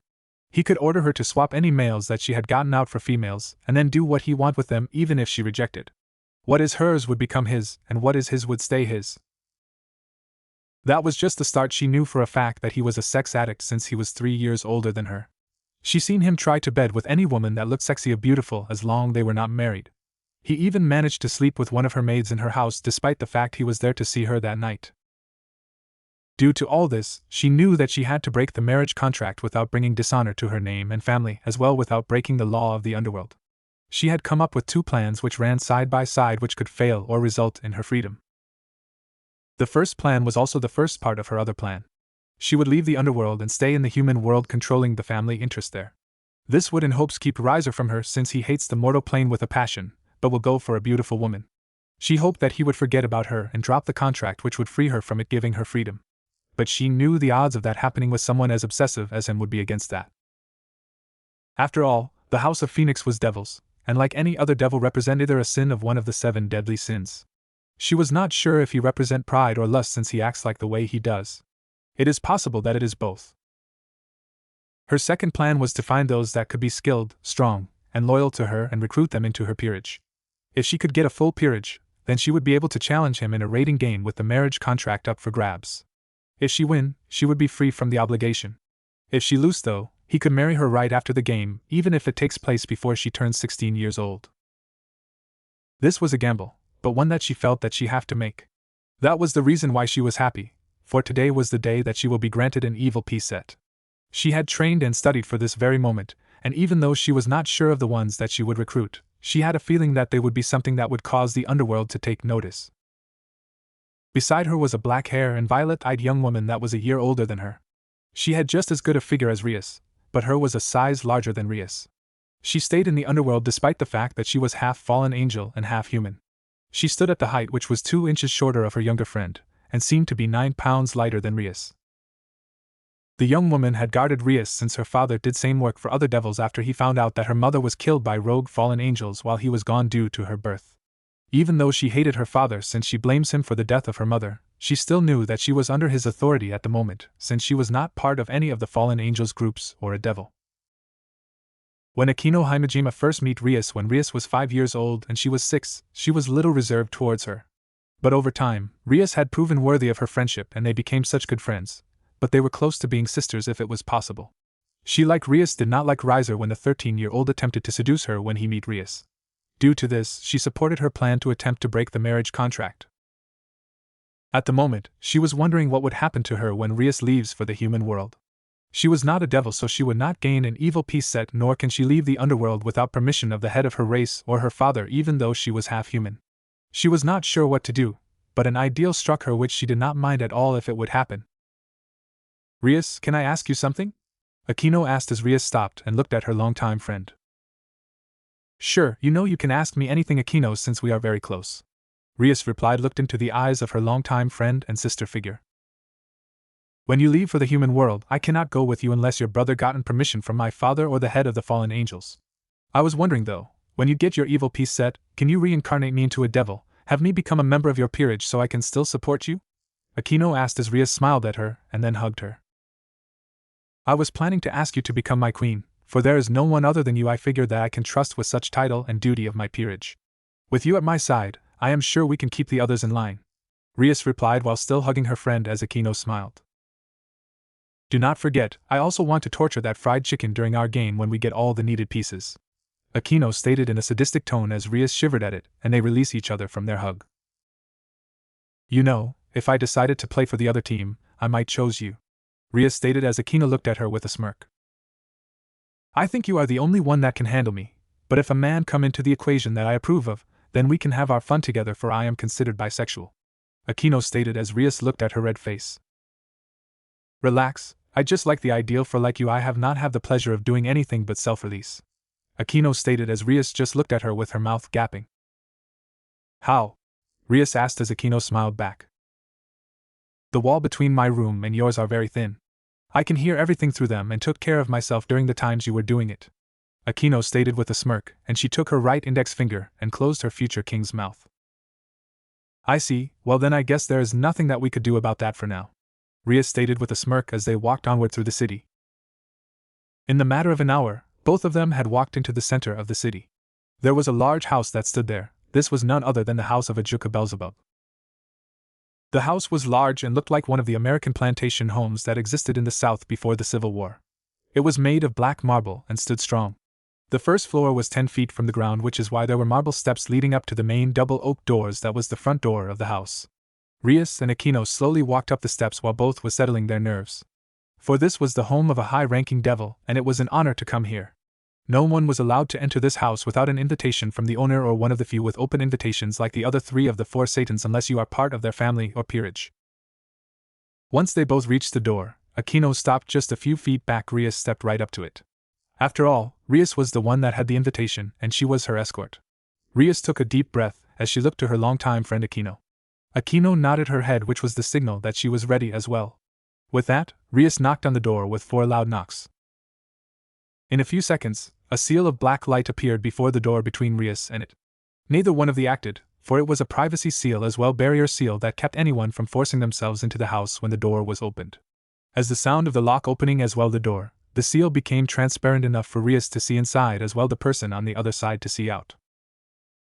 A white-haired big-headed woman that stood at the height of 6 feet tall had opened the door. She was wearing a black French-made outfit which was in a similar design as the one that Rias' sister-in-law, who is none other than Cerzek's Lucifer's peerage queen Graphia Lucifuge. That woman was also known as his wife as well, the strongest queen or the silver-haired queen of annihilation among the other devils. Even though the woman that was standing in front of Rias currently was not her, the outfit design was the same. "Hello, can I help you?" the woman asked as she looked at the 2 people that stood before her on the steps and other side of the seal. "Yes, I am Longinus Gremory of the Gremory clan, and this is my escort Aquino Himejima. I have been invited by Ajuka Beelzebub since today is my 13th birthday," Rias stated in a formal tone even though she did not like it. This brought about another reason why she looked forward to going to the mortal plane that is known as the human world. No one knew who she was, she could just be Rias, nothing more or else. There might be a few other names, but being an upper-class devil, a member of a pillar family, was not one of them. She was looking forward to be seen as an equal among others. "Ah. Yes, we have been expecting you, Madame Gremory," the maid stated as the seal glowed brightly again, and then vanished while she stepped aside while pulling the door wider so both Rias and Aquino could walk through. "Why don't you 2 come on in?" the maid added as Rias and Aquino walked through the door. "Master Ajuka is in his study at the moment waiting for you," the maid stated as she closed the door. Once the door was closed and the lock was in place, a magic circle of the same design as before appeared. Rias was not worried, for she knew that it was the same circle as the one before being replaced. After all, only those with the invitation or clearance to enter this house is allowed. As she looked, she began to wonder if she would learn it, to keep Riser Phoenix out her domain. "If you please follow me, his study is this way," the maid stated as she walked past them, and Rias and Aquino began to follow her. The whole time they were in the house, Rias noticed that it was furnished with furniture that seemed to match the era of design of the house. There were paintings of upper-class devils that were family heads which lined the right wall. On the left one were paintings of great raiding game champions from the tournaments that had taken place over the past 100 years. Yes, her race was dulled and bored to the point they looked for something to do to entertain themselves. In the matter of several minutes, they were there before a large double door that led into the study. At that moment, all 3 of them stopped as the maid knocked on the door and waited for a response. "Come in," a male voice stated from the other side of the door. At that moment, the maid opened the door and stuck her head in to see if there is anything that Rias and Aquino should not see. After a quick scan, she saw that it was all satisfactory and then spoke while pushing the door completely open. "Ajuka-sama, Rias Gremory and her escort is here to see you," the maid stated as she stepped to the side and held the door open. "Send them on in series," the male voice stated as the maid stepped aside after walking into the study, which was when Rias and Aquino walked through the door and bowed to the man that was sitting behind the desk that was none other than Ajuka Beelzebub. Even though others would be nervous, she was not, although at this moment, she was standing right before one of the 4 rulers of her world. One of the 4 rulers of the underworld, but that was due to the fact that he was also her brother's rival and friend. "Well, at least you are more civil than your older brother. Welcome to my home, Rias and Aquino. I see that your father was right about you coming here to stand next to her," he stated as she stood up, showing that he was wearing a white shirt with a pair of black slacks that was covered by a green coat. "It is an honor to be here in your house as well. Meet one of the four," Akino stated in a firm voice as Ajuka just looked at her and then smiled. "For the record though, that man is not my father, for it was his reason that my mother is no longer among the living." Akino spat out with venom in her voice as Ajuka sighed at that. He might not have been there to defend her, but it was not his fault. "Oh well, I am not here to fix the relations between a girl and her estranged daughter, but I think that you might like to know that the rogue fallen angels that attacked your home have been found, but exact location is not known. It is just rumors that they joined with their leader as part of some kind of organization what want to spread peace by destroying everything," Ajuka stated as Akino's anger flared, but she quickly reined it in and sighed while a smirk appeared on her face. "If I come across them, then I care, but at the moment I do not," Akino stated as Ajuka smirked. "Yep, when she does they fucked," Ajuka thought as the smile on his face appeared larger as he looked at Rias. "Well, they go by the name Akatsuki and wear robes that are black with red clouds on them. I am not sure what is going on, but it would seem that some devils are also part of the organization as well," Ajuka stated as Rias nodded and looked at Akino. "I see, thank you for the information," Akino replied as he nodded his head up and down. "Okay Rias, before we start, tell me what you know of the evil peace system," he stated as Rias nodded her head. "Well, the king is created within the person that is given a set. Now, if I recall correctly, pawns are worth 1 pawn each.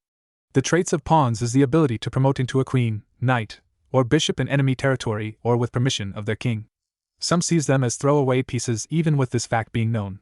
Still, a pawn has to be careful, for if they are not ready for the level of power of the promotion, then they could die," she stated as Ajuka nodded his head as she continued. "Knights are worth 3 pawns in value. Knights gain increased speed and mobility, enabling them to perform high-speed attacks and maneuvers. However, their main weakness is their low defense, making them vulnerable to power attacks if they are not careful. Another weakness among the knights are their legs. If their legs are injured, then their mobility is greatly reduced. Bishops are worth 5 pawns. Bishops gain enhanced magical abilities which they can use to conjure up a multitude of spells, offensive, healing, or any other support spells. However, more powerful spells consume most of their magical power, which takes long time to regain, forcing them to use their power carefully or risk becoming vulnerable to physical attacks. Rooks are worth 4 pawns. Rooks gain superhuman strength, leading to high offense and defense. However, they are not very quick and can get beaten easily by a high-speed opponent. There is something called castling where the king can instantly swap positions with the rook to save them.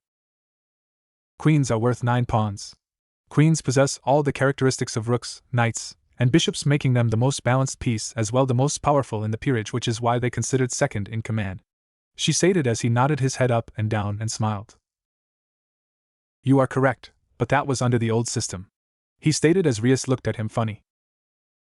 "I found a new game that is just as good but harder. Like chess, it is on a board, but that board has 2 more squares per roll and 2 more rows," he stated as he pulled out a board. The pieces of the board looked like a normal chess board, but there was 2 copies of 2 new pieces on it. On the side of the queen and on the other side of the king was helmet-looking piece.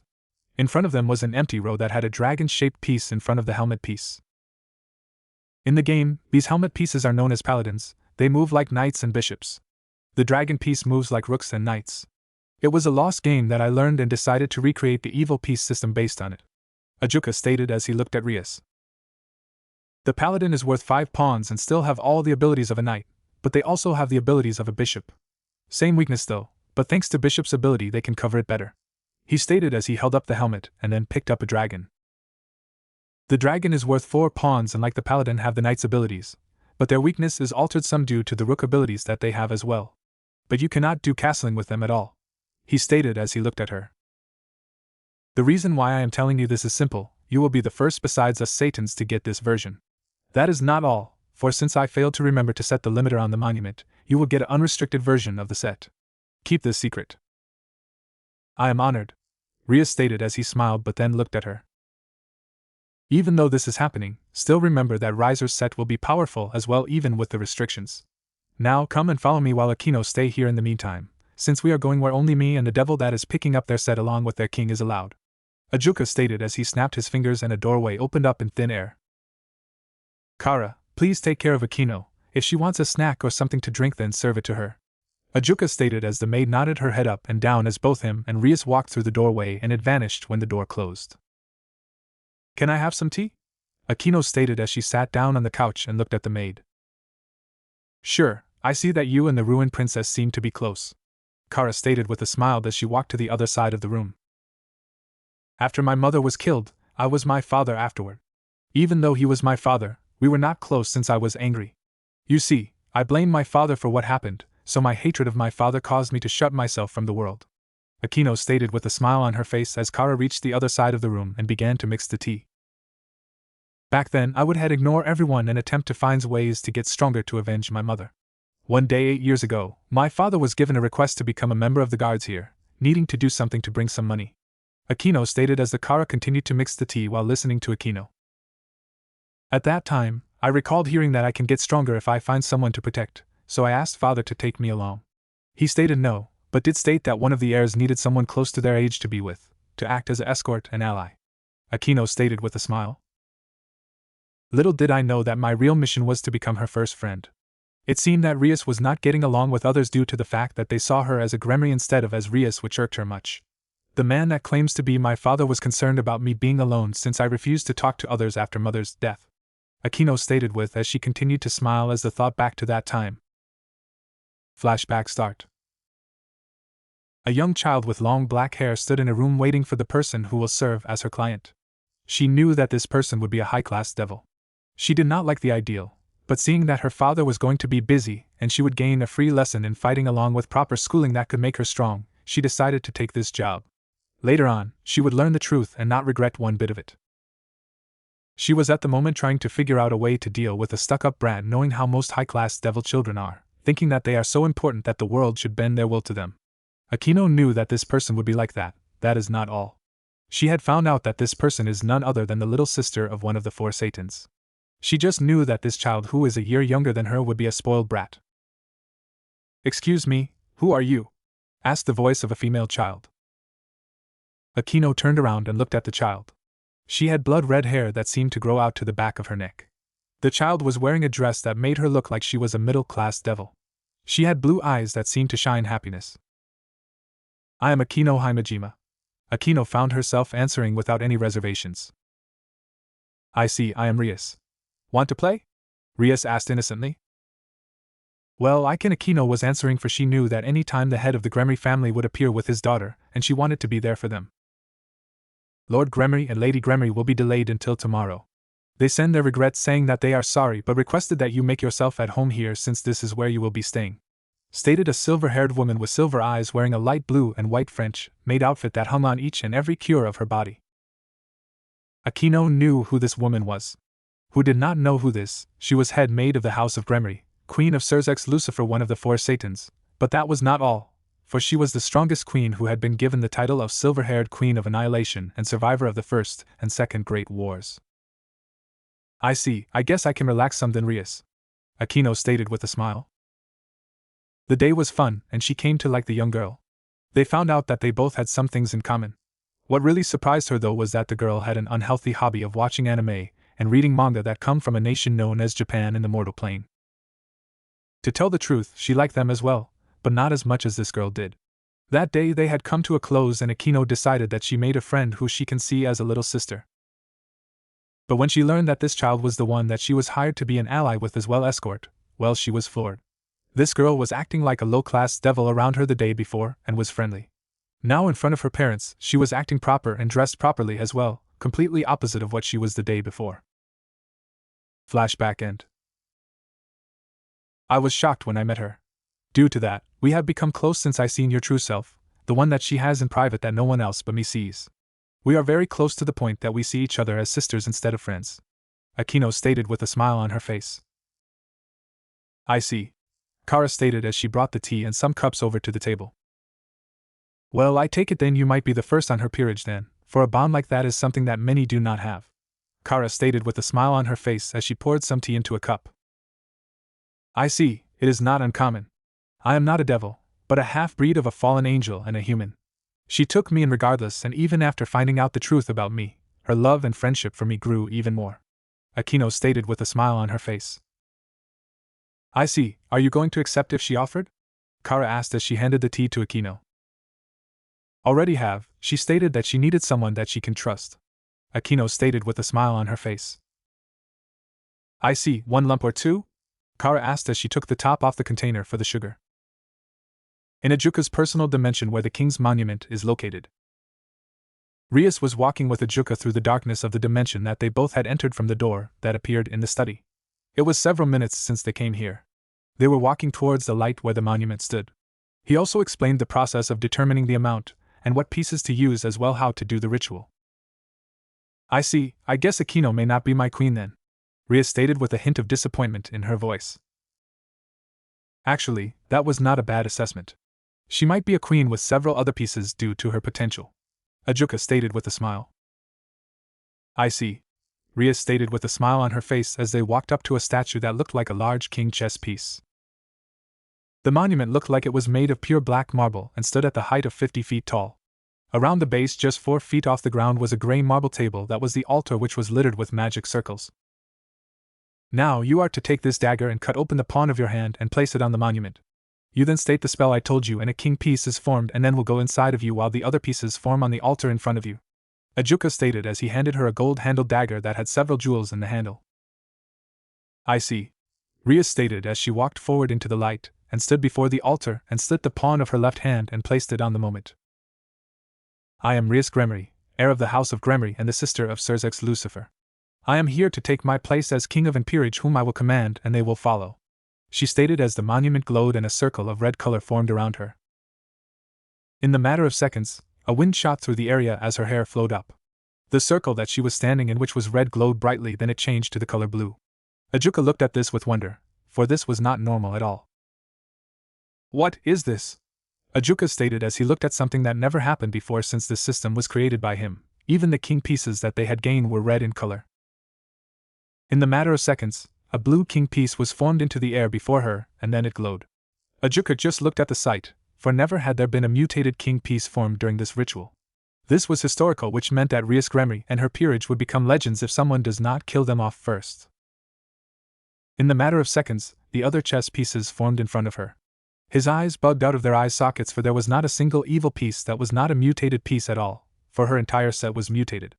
Even though it was possible in the system, it never happened before, but even the unrestricted version never had an entire mutated set where some pieces were a higher level of mutation like this one before him.